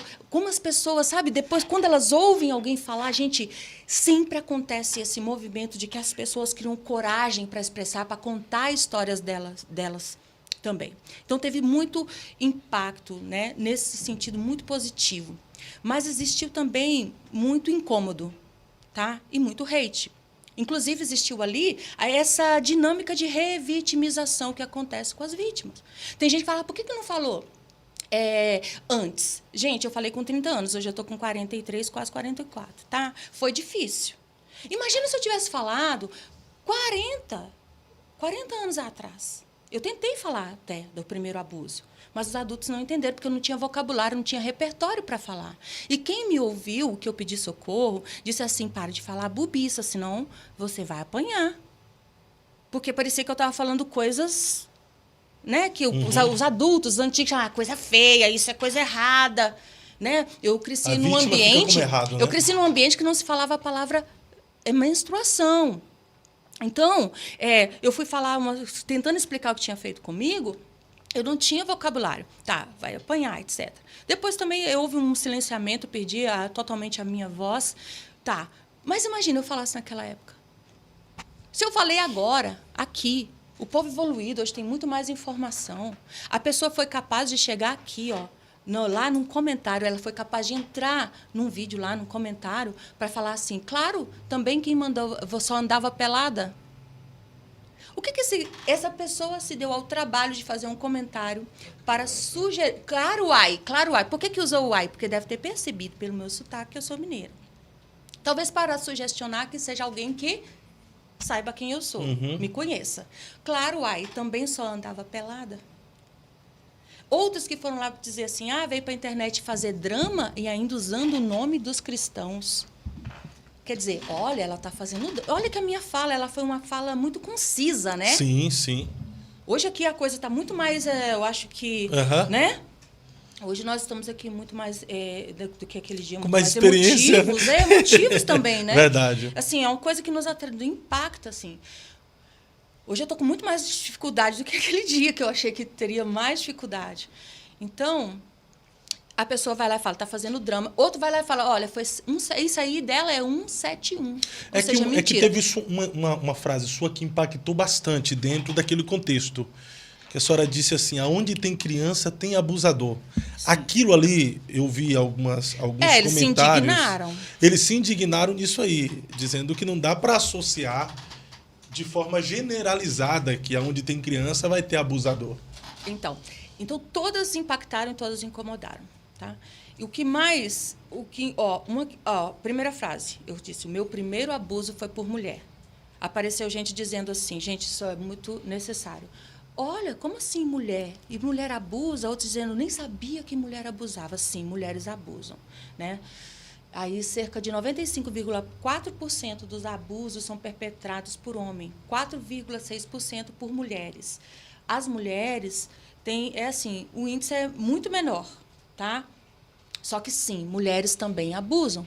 E pessoas também ficaram assim, nossa, mas que jeito será que mulher abusa? E é importante dizer e educar que abuso sexual não envolve só contato físico. Existem abusos, inclusive são tipos penais, são punidos por lei. Abusos que não envolvem contato físico. Então, existe o abuso com contato físico, abuso sem contato físico. Não depende só de penetração, que nós estamos falando em abuso. Porque quando a pessoa pensa em abuso sexual, ela está sempre pensando no estupro via penetração. Sim. Né, masculino. Então, é melhor se educar O nesse contato sentido também, também. né? Mulheres abusam. Entre elas, né, ainda existe muito pouco estudo ainda, algo muito velado por conta desse ideário da mãe, né? Amor de mãe, mãe é santa, mãe é sagrada, mãe é isso, mãe é aquilo. Não que não seja, tá? Estamos próximos dias das mães. Deus abençoe todas as mães. Eu sou uma pessoa que eu amo a maternidade. E Deus abençoe todo mundo, todas as mães, e etc. E amo minha mãe também. Mas, assim, existem mães abusadas. Assim, entre as que mais abusam são mães, tias, avós e vizinhas. Tá? São os perfis assim, mais recorrentes. Mulheres abusam. E esse meu primeiro abuso foi muito grave. Eu passei uma madrugada inteira de terror nas mãos de uma mulher. E só que isso é um tabu tão grande que eu demorei 43 anos. Eu demorei 30 anos para falar, fui abusada. Mas eu demorei 43 anos para ter coragem de falar que eu fui abusada por uma mulher. Eu sempre falava em termos gerais. Desculpa em entrar nesse assunto. Eu sei que, como a senhora falou, que é impossível falar isso sem ser dor. Mas para deixar claro, como a senhora disse que existe abuso que não são penetrações e tal. Esse abuso que a senhora sofreu uma madrugada inteira foi de que forma? Não de forma detalhada, mas o que foi? Você não bate bem na cabeça, não, né? Não, porque... Olha, gente, deixa eu te falar, tá? Não, peraí, calma. Vamos com calma. Não é. Eu tô calmo, mas só para deixar claro para as pessoas. Vamos colocar dentro aqui das categorias assim, mais técnicas. Abusos sem toque físico e são puníveis por lei. Gente, hoje, inclusive, pela internet, estão acontecendo abusos sexuais, exploração sexual de menores, inclusive estupro. Hoje, a categoria estupro virtual, ela já é um tipo penal, pode ser pela internet. Lugares mais perigosos para crianças e adolescentes, dentro de casa e no quarto. O lugar mais perigoso do mundo para um adolescente hoje é o quarto. Se você duvida, vai ver lá a matéria que passou no Fantástico sobre como eles estão usando o Discord e as plataformas, atrocidades acontecendo. Não vamos entrar nessa pauta, tá? Mas vamos falar voyeurismo, olhar, mostrar, o exibicionismo, quando a pessoa tem a tara de ficar mostrando, ou a tara de ficar olhando a criança, ou tomando banho, ou, sabe, ou pelada. Então, não existe contato físico. Existe por exemplo, falar, inclusive verbalmente, ficar erotizando a criança com falas, expondo ela a falas sexuais de que ela não tem nenhum domínio. Expor a criança à pornografia. Expor a criança, colocar a criança para assistir a um ato sexual.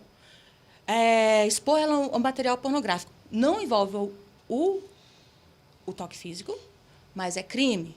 Com o toque físico, então, vai molestação, toques, o oral, tá? O estupro, né, necessariamente, seja anal, vaginal, o oral, o estímulo, etc. Tudo isso entra dentro do abuso, tá. O assédio, Como abuso, mulheres. Né? Gente, mulheres têm... Eu não vou assim, entrar em detalhes do que você perguntou, mas eu acredito que as pessoas ficam... sei lá, não, dentro do que a senhora já falou aí, já deu para ter uma noção, então, mais assim, ou menos. Mulheres têm dedos e mulheres têm boca. Eu acho que eu não preciso ser, né? Não, a sua explanação anteriormente já deu para ter uma noção, né? É bom para informar as pessoas que tem muitas pessoas que acham que eu não fui abusada. Por quê? Porque só passou a mão em mim, só me estimulou os genitais. Isso também é abuso. Tem mulheres que acham que abuso também é só não me penetrou, então não fui abusada. E elas seguem com trauma, negando, e porque elas não sabem. Foi abuso. Entendeu? Então, assim, no caso do meu caso, assim, especificamente, a gente estava sendo cuidada, eu e minha irmã, né, por umas pessoas que meu pai e minha mãe teve que ir para um compromisso. E, de noite, a gente foi dormir com essas pessoas, elas foram cuidar de nós, elas estavam, inclusive, em um compromisso de igreja. Então, para a gente não ficar sozinha, etc. E, assim, gente, imagina, se você hoje tem dificuldade para entender, imagina eu com 4 anos. Eu levei 43 anos para ter coragem de falar, inclusive porque ninguém falava. Depois que eu comecei a falar, eu tive coragem de falar, muitas mulheres me procuram. Nós temos que quebrar isso, porque uma pessoa chegou em mim e falou, nossa, eu nunca ouvi ninguém falar. E eu achava assim, meu Deus, eu devo ser muito mais suja, eu sou nojenta do que todo mundo, porque isso não acontece com ninguém. Porque aconteceu comigo? Ninguém fala disso, nunca ouvi ninguém falar que uma mulher abusa. E essa menina foi estuprada por uma mulher. Com um objeto. Mulheres também usam objetos, gente.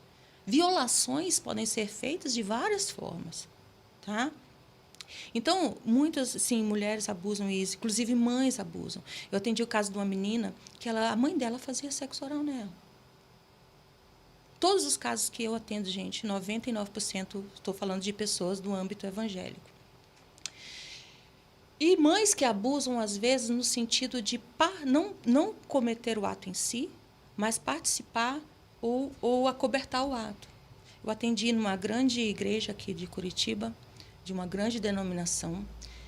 Uma irmã de 43 anos, ela tinha na época, ela me chamou e disse, 43 anos da minha vida eu nunca falei, só vou falar agora porque meu pai está morrendo de câncer. Eu quero ir ao hospital, quero ter condições de ir ao hospital, conversar com ele e me consertar com ele, falar para ele, pai, você não pode ir, você vai para o inferno, você nunca me pediu perdão. Eu acho que esse vai ser o melhor jeito de eu ajudar meu pai.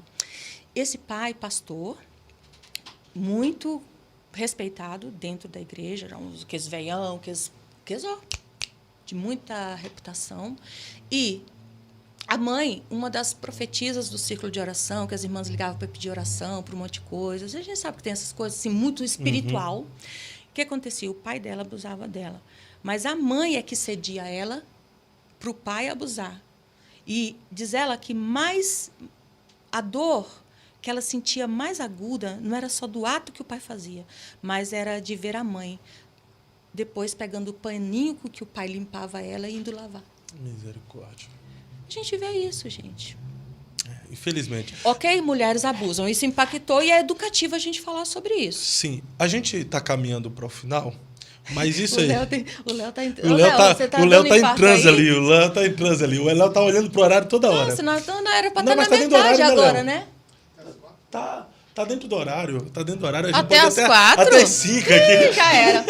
Não vai dar nem para falar das frases, Não, então. o que a gente precisa... Porque dentro do que a senhora falou aí, entra muito dentro daquilo que eu tinha anotado aqui, sobre os mitos. Não, vamos falar lá do onde tem criança, tem abusador. Que eu falei essa Não, fala. a gente vai falar sobre ter criança abusador, a gente vai encerrar no final, onde tem criança e abusador. Eu preciso fazer um trocadilho rapidinho aqui sobre os mitos que a gente precisa combater. Tá bom. Tá bom? Porque antes de vencer o abuso, precisamos combater os mitos. Então vamos fazer um trocadilho? Não sei se a senhora consegue resumir. Vamos lá. Qual seria o mito das bondades dos pais? O mito da bondade dos pais.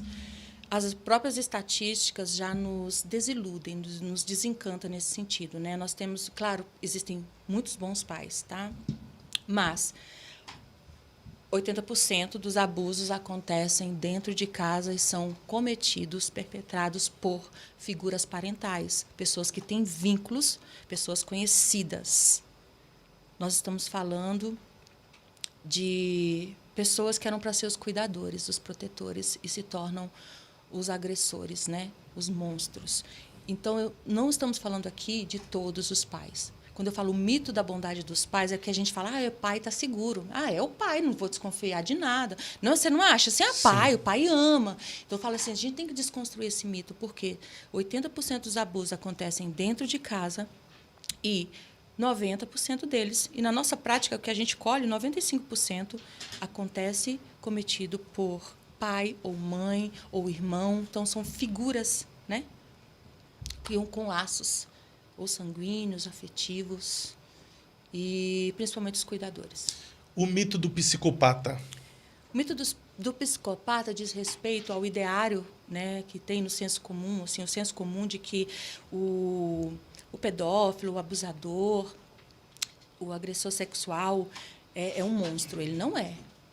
Ou é alguém estranho. Já falamos que é dentro de casa. Já falamos que é conhecido. Mas, mesmo aqueles que não estão dentro de casa, ou os que estão dentro de casa, eles têm uma máscara social muito eficiente. Antes de atacar a criança, ou conquistar a criança, eles já conquistaram os adultos. Eles conquistam a família, eles conquistam a igreja, eles conquistam a reputação. Inclusive, a igreja é um lugar maravilhoso para se ocultar. Tá? O pessoal se ofendeu, que eu falei que era cristão. Gente, depois a gente conversa sobre isso, tá? Ah, que se diz cristão. O moço falou que Deus vai cobrar de mim porque eu falei que era cristão, que eu tinha que falar que não era porque eu não era cristão. Gente, é o seguinte, eles se diziam cristãos, tá? Então tá, se diziam cristãos, mas tem pessoa que você não sabe. Tá lá se dizendo, você tá acreditando que é. Existe o joio, Jesus falou que ele escolheu 12 e um deles era um capeta. Por que você está se ofendendo? Eu não estava atacando a igreja, pelo amor de Deus. Eu não cometo denúncia, eu não faço denúncias nos frívolos, né? Eu não estava atacando a igreja, não, gente. Estava difamando a igreja, não. Nós estamos mostrando uma realidade. Então, a gente pensa que são sempre pessoas que você vai olhar e vai ver uma carranca. Não, estão nos lugares mais suspeitáveis, as pessoas mais agradáveis, mais que parecem insuspeitáveis, confiáveis, carismáticas, prestativas. Inclusive, ele conquista a criança emocionalmente, afetivamente, antes de investir sexualmente. Isso é o psicopata. Por isso que se instala a confusão na mente da criança. Não, esse não é psicopata. Ao contrário, são pessoas normais que convivem com todo mundo, que todo mundo gosta. Eu falei, o mito do psicopata é porque as pessoas sempre acham que é uma pessoa horrorosa, monstruosa. Ou um estranho. Não é. O pedófilo não tem rosto. E, geralmente, o rosto do pedófilo é um rosto conhecido e querido por todos. Uau. É o mito da invulnerabilidade de crianças bem cuidadas. Ah, desrespeito. A gente... Há aquele ideário também, né, dos pais, de que, não, com meu filho não vai acontecer, porque eu não deixo na casa de ninguém, porque eu cuido bem. Sim, existem excelentes pais que cuidam, que educam, né, que protegem do melhor que pode. Mas eles nunca deram educação sexual, eles não souberam passar para a criança a autoproteção, que é a que mais protege, é ensinar a autoproteção. Então, vai lá na Leiliane Rocha, psicóloga, para você aprender que ela ensina tudo isso. E esses pais até se ofendem quando a gente tenta ensinar sobre isso. Imagina, não corro nenhum risco, meu filho não corre. Só que o abuso, ele não tem cor, ele não tem classe social. Tá? Ele acontece em todos os estratos, em todas as esferas. E a pessoa pode dizer assim, invulnerável, porque eu não deixo só... Gente, não adianta você ser paranoico, neurótico e ter medo de todo mundo, não deixar o filho em lugar nenhum. Seu filho não vai ser criado num potinho, nem num cárcere privado. Ele vai frequentar, ele vai ir no médico, ele vai na escola, não vai? Todos esses espaços, a gente já sabe aí que existem pessoas... A gente não viu o caso lá do cara que era anestesista e estava... Né? Abusou da mulher grávida. Estuprando. Então, pediatras, todos os espaços. Então... Você pensa, meu filho está invulnerável. Não está invulnerável. Isso é um mito. Eu cuido bem dele, então com meu filho não vai acontecer. Eu sei que você cuida bem. Eu tenho certeza que você coloca todo o seu amor e se dedica o melhor possível. Mas o que vai mais proteger é você aprender para ensiná-lo. Então isso entra também dentro do mito do local seguro? Mito do local seguro, exatamente. São análogos, né? Sim. Por quê? Na verdade, são assim... Porque... Como eu já disse, tem pais que falam que meu filho não vai... Eu não deixo meu filho na casa do estranho, não deixo dormir na casa dos outros. Até, às vezes, super protege ou isola a criança. Isolar a criança não vai proteger. Porque você vai mandar ela para uma escola, você vai levar ela no médico. E a gente sabe que, né, tudo isso acontece. Então, os pais precisam entender exatamente isso que nós estamos tratando aqui. Busque saber, se educar, para educar essa criança, para ela se autoproteger também, você saber ler os sinais, porque onde tem criança tem abusador. E o mito do prazer? E os outros, quando eu falo essa frase, ficam doidos, tá? Não, essa frase é forte, né? Não existe lugar seguro, não, gente. Em todos os espaços, esses pedófilos, eles sabem se inserir, sabem se infiltrar. São sorrateiros, são perspicazes, são muito carismáticos. Eles estão em todos os âmbitos, em todas as profissões, em todos os lugares. Então, vamos cuidar da criança de dentro para fora, né? E dentro de casa é a educação. O mito do prazer. Então, porque assim, o mito do prazer se refere agora mais à vítima. Por quê? Quando você passa um quadro de abuso, principalmente aqueles mais prolongados, porque tem um abuso que ele é exercido com uma força bruta, violenta fisicamente. E tem o abuso que ele é cometido com uma força e um controle, uma manipulação mais psicológica. Seria sedução, não? Começa, não, nem alguns começam com a sedução, tá? Pode ser a sedução, mas existem outros mecanismos, outras estratégias que eles usam. Eu sou o tiozão, eu sou o seu melhor amigo, eu sou o seu, né, presentes, ele envolve afetivamente, tá? E então quanto Acaba menos despertando não, sentimento de paixão por... Não, paixão não. Pode ser até que a vítima, às vezes, goste do... Porque na cabeça da criança, ela não sabe o que é abuso. E essa pessoa é pessoa boa.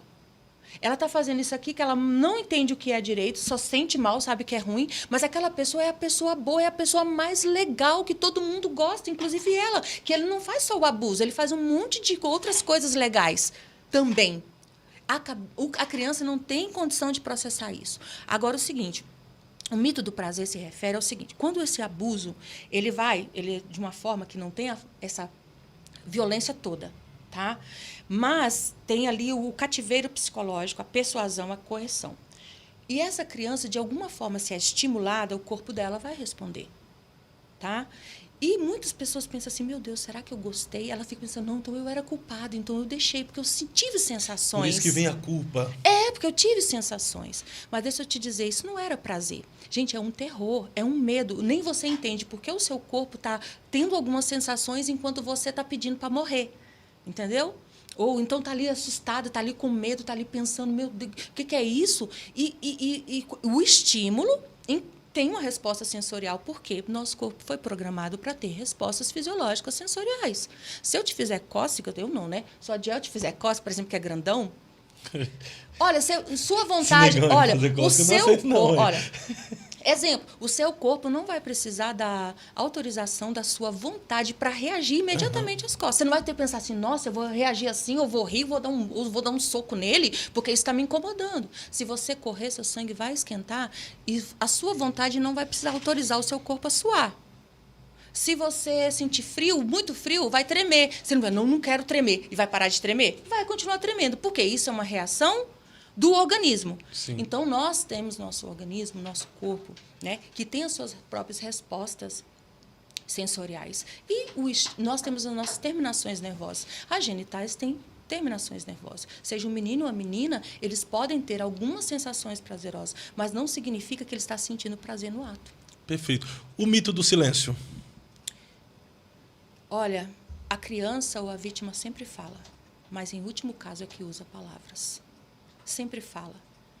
A dor sempre grita. O que vai acontecer é que essa denúncia é através de comportamentos. Mudanças emocionais, comportamentais, mudanças da criança, de bruscas assim, de comportamento, né?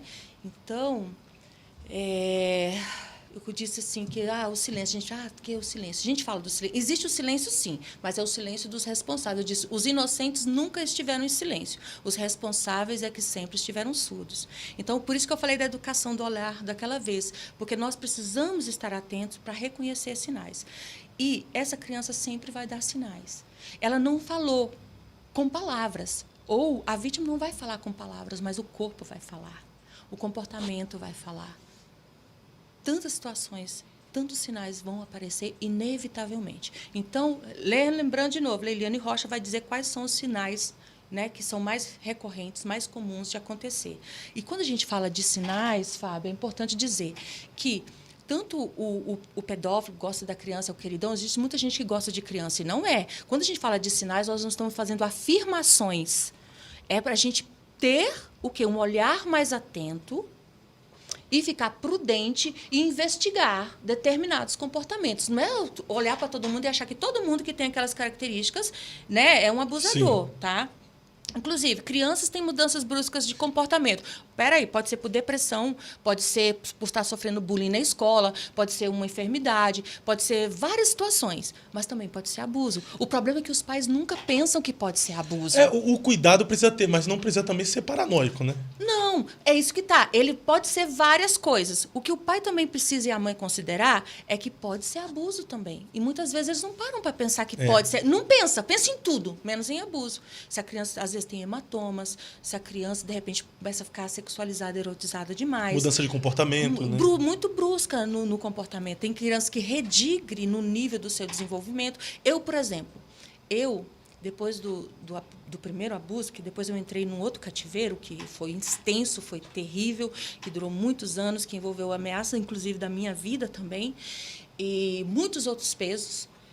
Mas após esse primeiro abuso, que inclusive eu tentei pedir socorro, mas não sabia, não consegui me comunicar, o pessoal não conseguiu me entender, e eu voltei a fazer xixi na cama. Eu já tinha parado de fazer xixi na cama.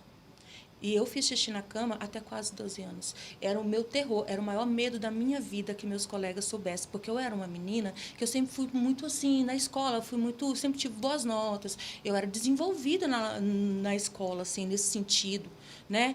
E aí você vai crescendo, era o maior medo da minha vida. Eu fui parar de fazer xixi lá pelos idos, já estava encaminhando quase da 5ª série para lá.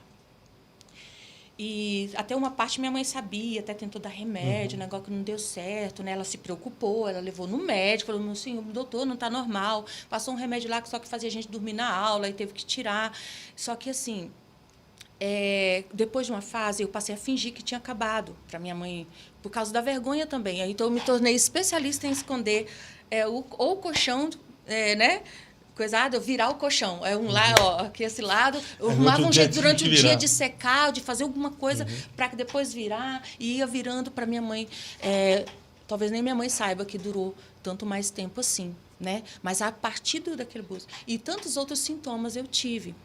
E quando eu disse que não culpo meus pais, muita gente foi lá falar, não, tem que culpar sim, respeita a minha mãe e meu pai.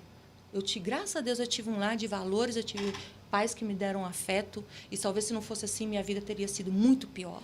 Né? Para quem não viu essa conversa com a pastora Laodiceia, está aqui no canal mesmo, só procurar Laodiceia Mendes, Eu Acredito Podcast, que você vai ver o outro podcast que nós fizemos juntos aqui, onde ela conta toda a história e traz outros temas específicos sobre o cristão, a sexualidade, sobre o abuso, enfim, temas gerais envolvendo a sexualidade. Para nós encerrarmos, o Léo tá doidinho para ir embora, já tá coçando a cabeça, já tá tirando o chapéu ali, o boné.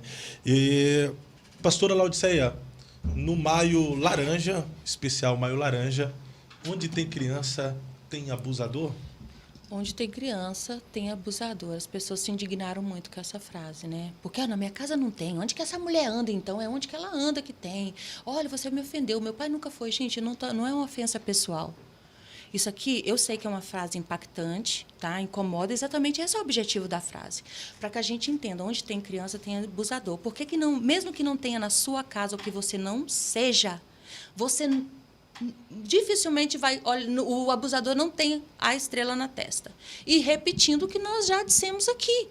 Seu filho há de frequentar outros espaços, queira você ou não, mesmo que não deixe na casa dos outros, os outros irão na sua casa.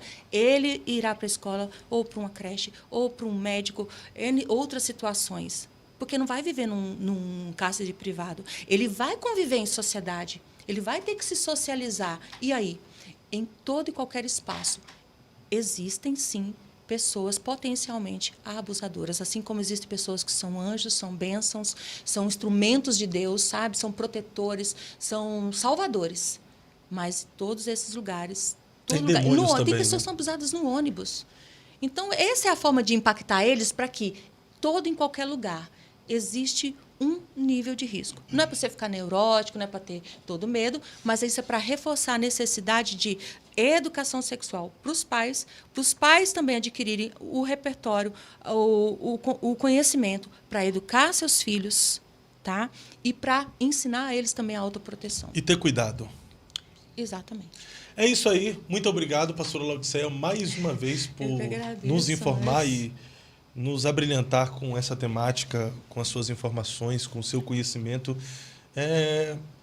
que de fato gera conhecimento para todos os nossos ouvintes, todos que nos acompanham aqui. Muito feliz pela senhora, pelo Adiel, seu digníssimo esposo de 2 metros de altura que está aqui com a gente. Muito obrigado.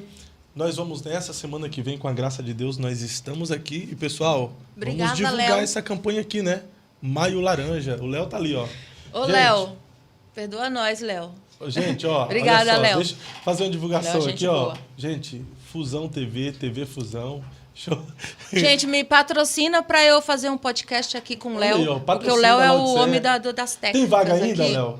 Tem vaga? Olha aí, Muitas eu tô precisando ou do poucas? patrocínio, tá? Aí eu vou fazer um podcast aqui São semanal. pouquíssimas vagas, gente. Já tá acabando já. Conteúdo Mas- não vai faltar, eu vou entrevistar a mim mesma. Olha aí, gente. Pronto, fechou.